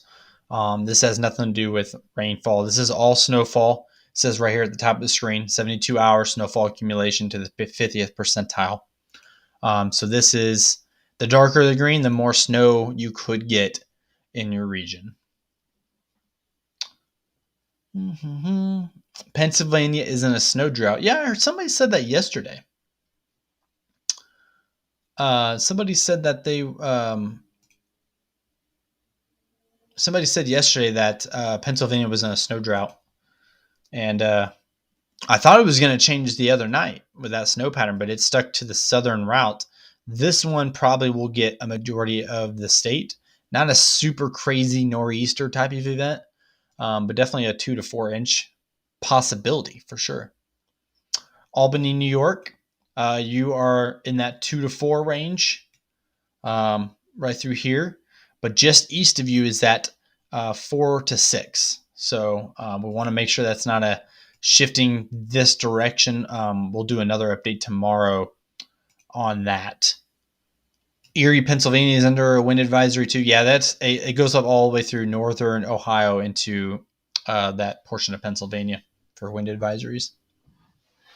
Probably lake effect wind is a big one too.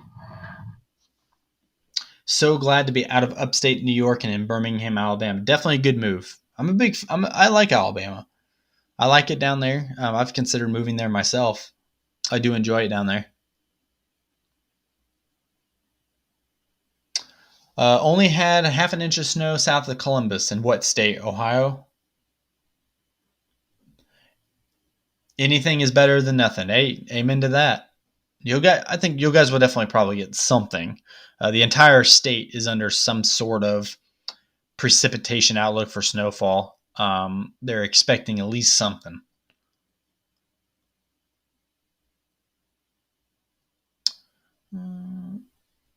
Yeah, the Northeast has been quiet so far. I think that's about to change. I think you guys are going to get some pretty good snowfall accumulation here going into late this week. Um, but I've heard that a lot. People are saying that the Northeast is kind of in a drought right now. Um, but it'll change. At some point, there will be that big nor'easter. It's going to happen sooner or another. Eventually, you'll get that big foot of snow storm that'll come through. Is Pennsylvania colder than Michigan? Not really, but it just depends on the weather pattern. Um, you get weather patterns that make it colder in the Northeast compared to the upper Midwest, and you get patterns that keep it cold in the Midwest and warmer in the Northeast. It just depends. But overall outlook on a statistical basis has Michigan being colder than Pennsylvania.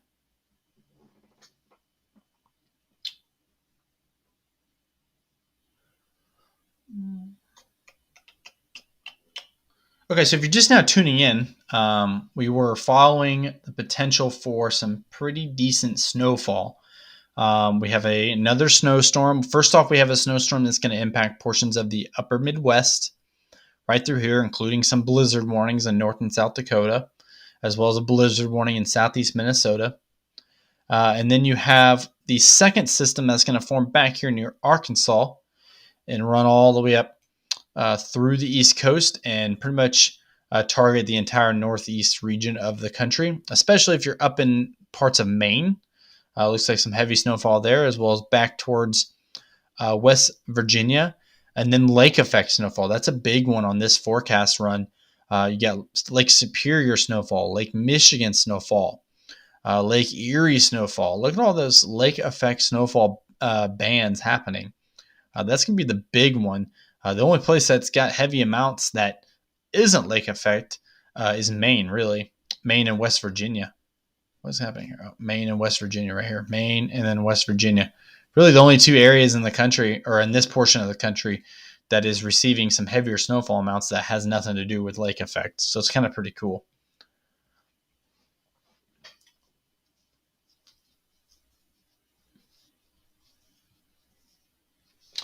Let's see here. Yeah, I hope everybody on I-95 gets off here soon because once that second round comes in, you're right, it's going to be even worse to try to get people off the road. Fortunately, they're not expecting as much, just solely based on the forecast that we have now. They're not expected to get as much. Of course, there could be a shift. Um, it could be a shift to the south a little bit. That makes it even more harder for people to get off of I-95. I know there's still people stuck out there, right? Last time I checked, there were still people stranded on the interstate that were sleeping in their cars. Another good reason to maybe strap an extra thing of gas on top of your car if you're traveling. Whenever I go out and cover like snowfall events and winter storm events, I'll always fill up a container of gas and strap it to my ski rack on top of my car. That way, if I have to sleep on the interstate or in a city for whatever reason, I can keep my car running so I don't freeze to death. Is there supposed to be any more tornado outbreaks anytime soon in the Southwest or the Plains? No, not from what I've seen. Tornado season should be kind of dying down for especially that region. The only area that I can really see being significant tornado producers, like tornado outbreak days, would be the South. Areas like Arkansas, Mississippi, Alabama, Georgia. That's their tornado season now. Tornado season in the South runs from November through March.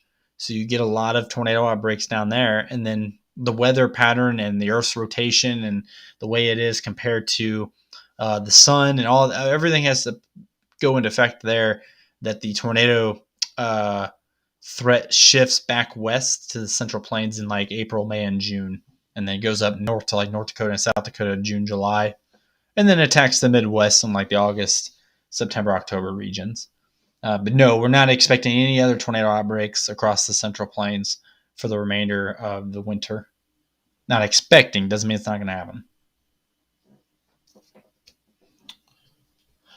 Justin says the latest GFS run took the low more southeast out into the ocean. Okay. So if it's taken a little bit more southeast, according to the last GFS, kind of like one of these type of moves, you could actually see an enhancement of snowfall totals further southeast. It also could pull it away from areas like southern Indiana and northwest Pennsylvania too. So we'll see how that trends. 18Z Euro is more northwest. See, that's the problem with forecasting winter weather. I like the Euro though. I do like the Euro. Actually, we can pull up Euro, pull up the snowfall totals on the Euro, and see what it's showing.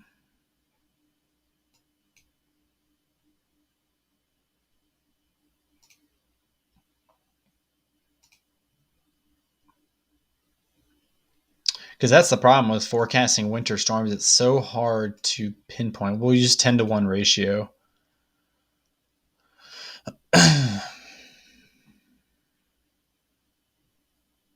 So Euro's bumping pretty good with GFS on that snowstorm up in the Michigan region. I don't see any difference there. It still shows that heaviest area of snow right along Lake Michigan. The Euro does have that heavier snowfall total extending down back towards like Knoxville on this run. A lot of Pennsylvania covered in snow, and then going out into the ocean. So a little bit of southeast push there on snowfall totals anyway. That's the 18Z. And then lake effect snowfall still appearing up here in the Erie, Pennsylvania region. Really hard to tell. That's why I hate forecasting winter weather. It's kind of why I just let the Weather Prediction Center tell me where the snow is going to be, what they think is going to happen. This is effective pretty much right now until, let's see what it has it go to. This has it going until Friday night. So right now until Friday night, these are the snowfall expectations according to the Weather Prediction Center. West Virginia. Yeah, West Virginia looks to be kind of the center of some of the heaviest snowfall just based on WPC's website, especially the centermost portion, calling for 6 to 8 inches on the 50th percentile. And then the rest of the state looking 4 to 6 or 2 to 4. So a lot of snow currently expected for West Virginia. Things could change, of course. We'll do another update. Tomorrow as well.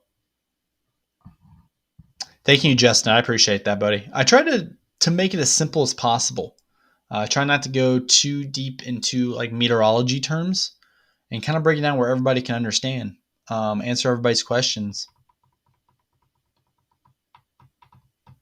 Everything is subject to change, too. It's always extremely important with winter setups, especially that you could get forecast changes. I know a couple people are in the comments talking about GFS and Euro and how they've changed, and that's a big problem. Low pressure as well. You had a 1010 millibar low pressure system on the GFS, but it might be lower on the Euro. Could be dropping more snow on the Euro than it is on the GFS. It's just so many different things could change, especially in the next 24 hours.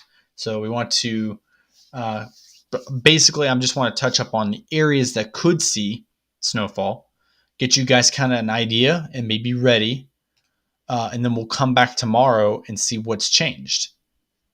We'll see, okay, because you never know. We might come on tomorrow and be like, okay, now this has shifted southeast a little bit.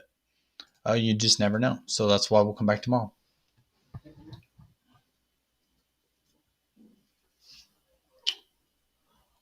Justin asks, what month does it warm up in Pennsylvania spring like? I don't know. Probably March or April. I'm not sure. If anybody's from Pennsylvania that can answer that question, please do in the comments. Thank you so much, Annette, for my gas tank. I appreciate that. God bless you. I really do appreciate that. I thought about going out and chasing some winter weather here in the next couple of days, maybe finding myself in West Virginia, but I haven't 100% decided yet. Or if I should just stay behind the desk and do some forecast and live stream. And I haven't really decided yet. I'm not a huge winter weather fan, but I like to get out there and I like to get my hands dirty. So, but thank you so much, Annette. I really appreciate it. Yeah, absolutely. Yeah. Okay, so Penn Weather is in the comments, so he can answer that for you. There's been winter storms in March. I've been in Pennsylvania in March when there's been a winter storm before. I was doing some military training up there at one of the bases, and we were getting hit pretty good in March. So Roanoke, Virginia. I gotta remember. There's the Roanoke River, so Roanoke's right there. Roanoke is in one of those weird positions just based on um, the 20Z Weather Prediction Center run. It's right on the edge of that 2 to 4 inch range, but it's also tucked inside that 1 to 2 inch. So I would say probably 2 to 4 inches at the most expected for that area. We could get a little bit of a shift to the south in the next 12 hours to 24 hours. So you never know. But we'll definitely keep that up. We'll definitely keep that post and let you guys know. Excuse me. Wow. What state do I live in? I live in Indiana. West central Indiana, close to Illinois, just east of the Illinois state line. So I get my pretty good fair share of winter weather up here in Indiana, being somewhat decently close to Lake Michigan, but still far enough away that I don't get a lot of lake effect. But I do get lake effect every now and then. Need more negative tilt trough for a stronger storm? Yeah, sometimes, depending on what kind of storm you're wanting. When you get negative tilts for tornadoes, the tornadoes tend to be a little bit more isolated. The supercells tend to be a little bit more isolated. You get a positive tilted trough on tornado events, it tends to be a little bit more linear. So you get straight line wind damage and then embedded tornadoes. With winter storm events, I'm not really sure the trough play on that. I don't really study winter weather events that much. I haven't really got to that point in my education process of meteorology yet. So, but I just know how to break down models to a point where I can get a general idea of how much is expected. Is it going to snow Friday in Philadelphia? So Philadelphia is tucked within that 2 to 4 inch, pretty far in there too. So I would lean towards a yes. I would say you're going to see some snow Friday in Philadelphia. I would be shocked if there's that much of a change from now to Friday that you don't see a single flake of snow in Philly. I would say you absolutely see it. The amounts is what is still up in the air, considering it's still 3 days away as well. So right now it's predicting 2 to 4 inches at the most. That could change, could increase, could decrease. Does Philly see all 4 seasons? Yeah, I'm sure they do. I'm sure Philadelphia. Oh, actually, someone just said that. Someone just took the words right out of my mouth. Where'd it go? Person from Philly says it's much warmer overall than Erie, though sometimes less so in summer. In winter, the difference is more stark. Especially Erie being right along a lake, they probably see a lot more snowfall than Philly, just because of lake effect snow. So they're saying yes, they do see all 4 seasons in Philly. I'm sure. I know every year. I know that Philadelphia gets to like 110 degrees because I've seen it on the news before. So I know they get that, just super hot temperatures in the summertime as well. Tornadoes are a little bit less common up in the Northeast, but there's still events that happen up there in the Northeast that involve tornadoes. We haven't got any accumulating snow yet in New York City. That's crazy, isn't it? I feel like by now New York City usually has had some accumulating snowfall. I'm shocked to hear that that hasn't happened. Somebody else said that the other day in a live stream and was like, wow. But here's New York, and they are expecting 2 to 4 inches. So I would say you're probably going to see some accumulation. Maybe not as much as you want, but I can see they're accumulating snowfall there in NYC by Friday.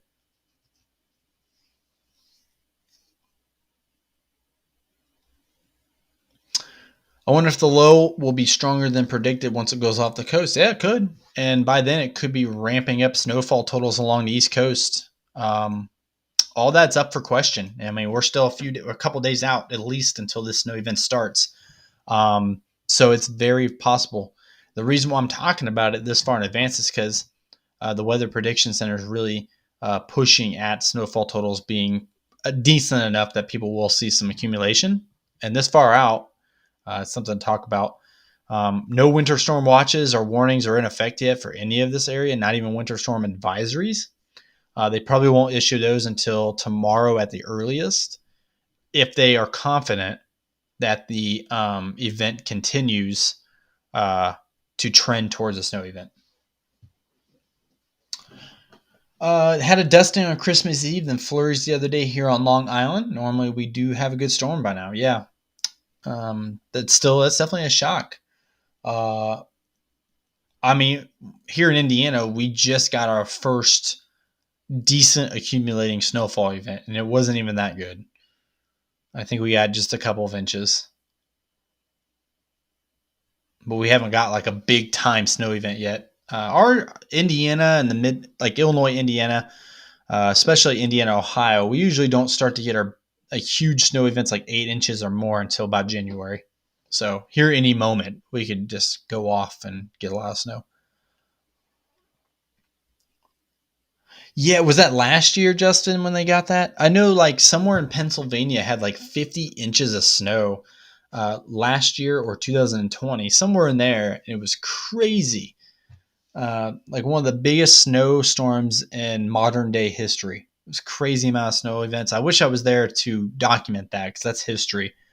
I like being there for historical events, but I think at the time there was COVID-19 restrictions and all kinds of crazy stuff that was happening, so I couldn't really travel that much.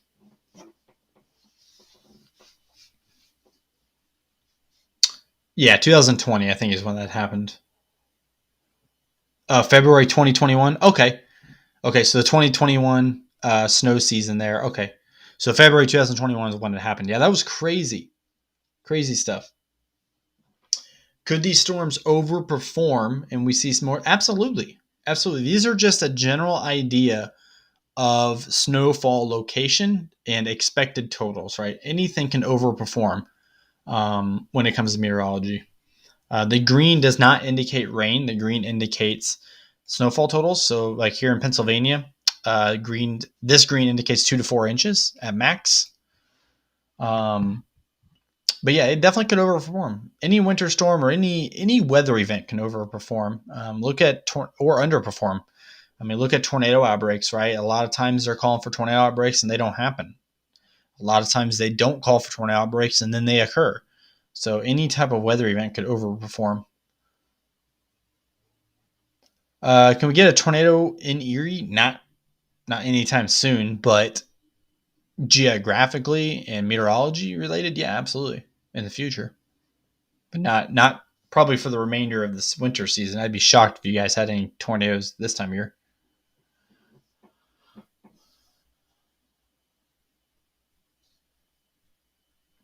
No problem at all. That's what I'm here for. So here, hold on. Here, no, what did I do with it? Oh, that's right. I logged off of it. I forgot. We'll pull up. So here is the um, winter storm advisories you guys are talking about. I know there's a chance for some freezing rain coming off the coast tonight and tomorrow. So you have winter weather advisories going up and down the East Coast. This is not for the event we're talking about. This is a separate event. The event we're talking about will not come off the ocean. It will come from the southwest of you. So starting in like Arkansas, making its way up through Tennessee, kind of in this area. So we're not talking about that. This is for its own thing. This is just for some freezing rain to come off of the ocean tonight and tomorrow. Snow event isn't expected to happen until about Thursday and Friday. So if you were curious about snowfall totals thinking it's going to be tomorrow, it's not going to be till about Thursday or Friday. It's a completely different event. Do I get tornadoes in Indiana? Yeah, sometimes. Indiana is kind of known as the place where storms come to die. Illinois always produces tornadoes. Illinois is one of those states where it's just if there's a chance for tornadoes, there's going to be a tornado somewhere there. I've seen the most tornadoes in my career in Illinois. Um, Texas being a close second, but um, definitely a possibility of tornadoes in Indiana during the season, but not as common as other areas. Definitely not as common as Illinois. NYC is not in that winter weather advisory because they're not expecting probably the freezing rain to get that far inland. It actually, yeah, I don't know. That's kind of weird. They don't have Long Island, so it must be not so much coming off. It's got to be. That's so weird. I don't know why they don't have that there.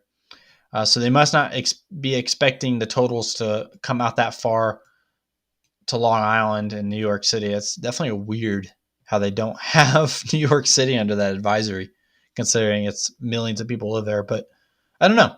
So it must be like one of these weird events that is very narrow along that route, and it doesn't come out too far to the east because even up here, there's no advisories either. That's a good question, though. I don't know why there isn't. I don't know why New York isn't under that advisory.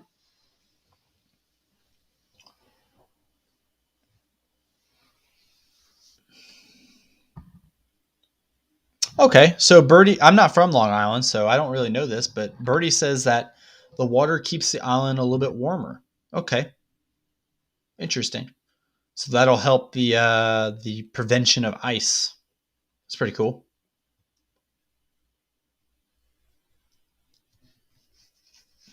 You would think like Long Island would get some like ocean effect snow, but I guess it's not as common in the ocean as it is the lakes because it's a little bit further away. I have been to California. Yeah, I was in California in 2013. I have family that lives out there in Burbank, right outside of LA. And I went out there in 2013 and uh, saw a bunch of stuff. It's pretty cool. Wind Thursday and Friday in Delaware.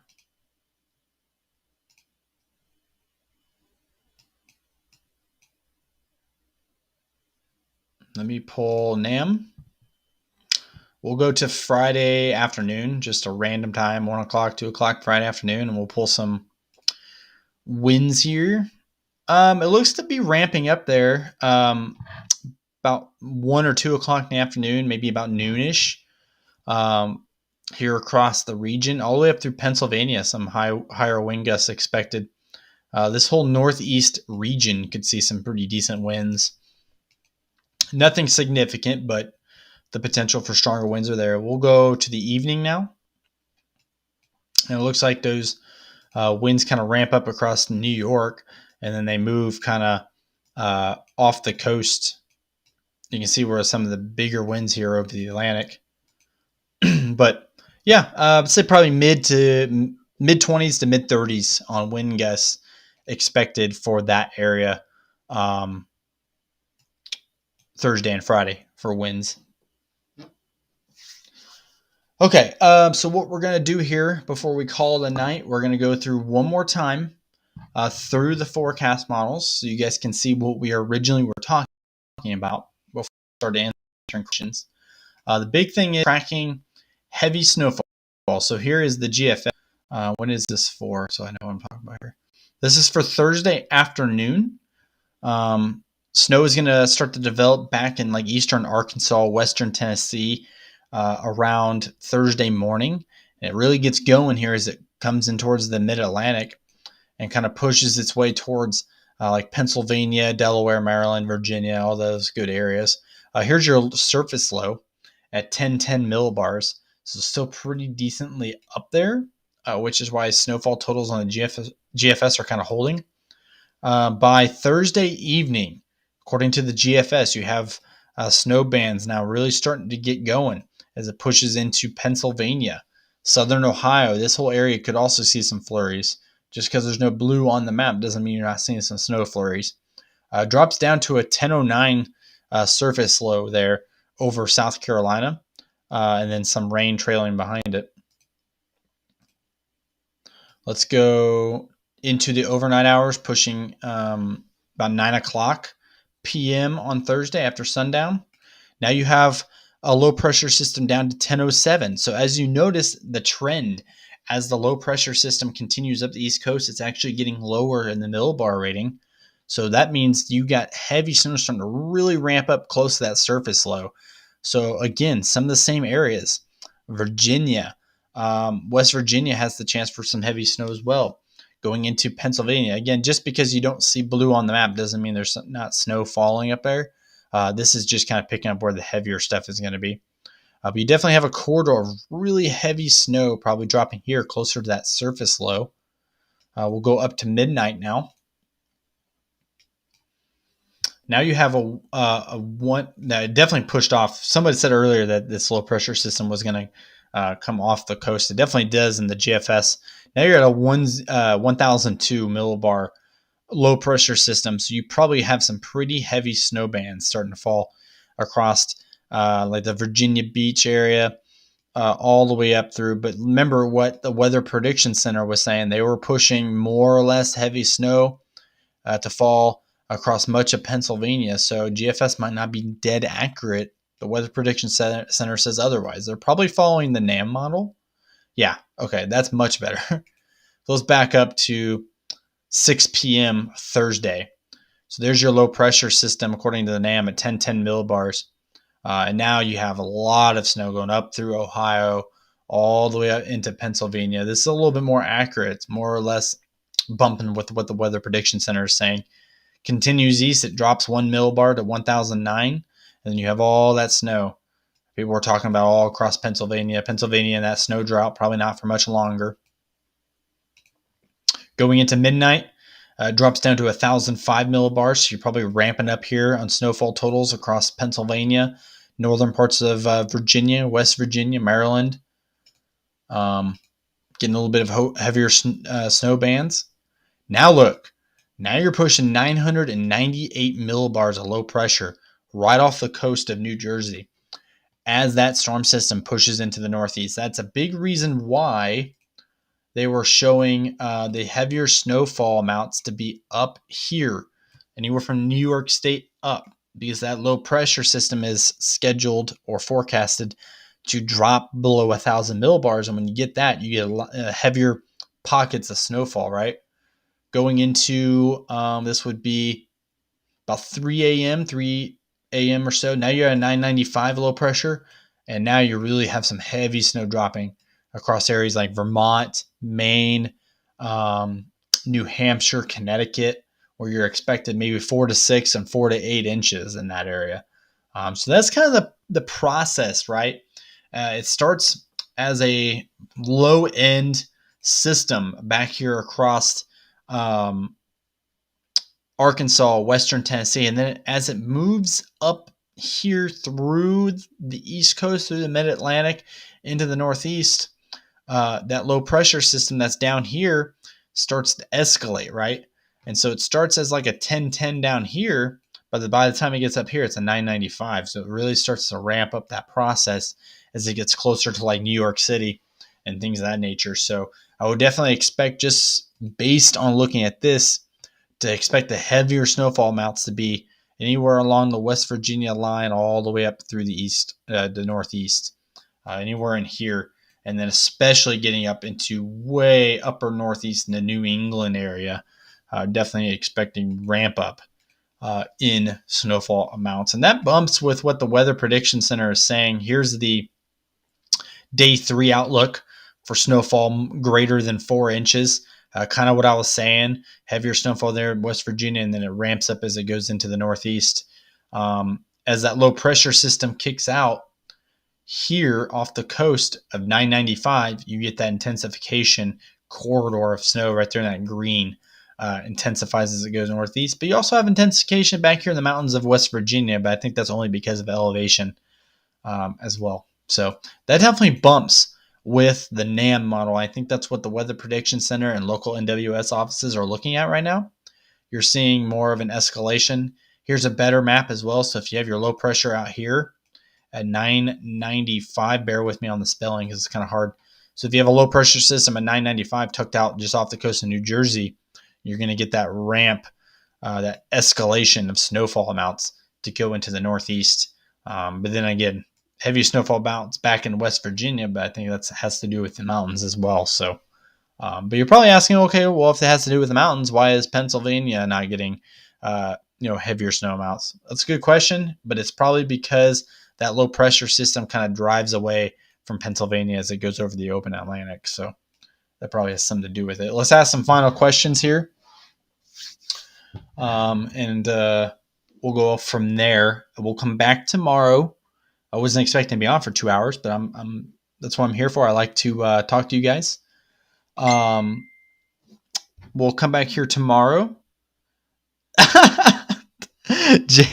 Heath is watching. Shut up, Heath. I didn't think of the right word. I said escalation of snowfall, and that's not the word I was going for, but it came out of my mouth anyways. And a friend of mine who's watching right now, a really good storm chaser from Alabama, he's making fun of me.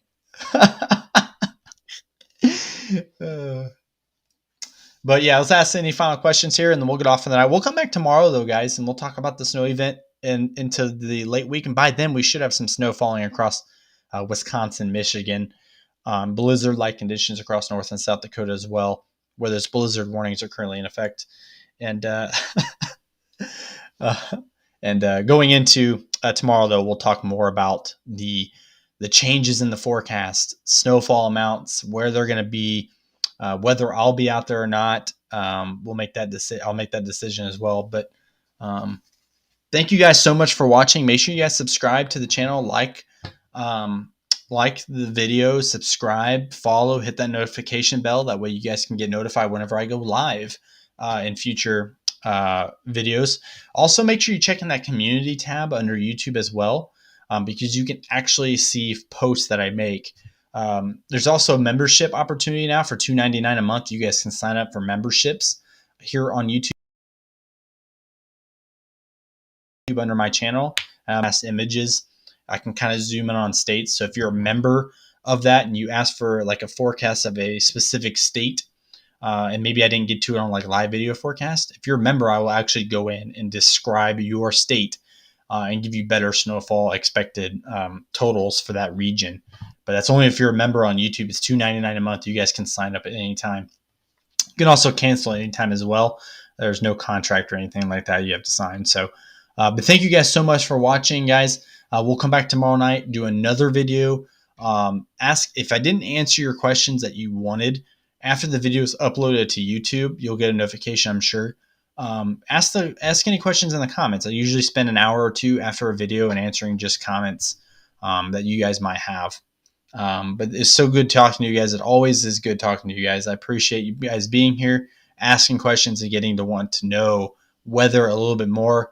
It makes me happy to be here talking about weather. So thank you guys so much. I'll see you tomorrow night.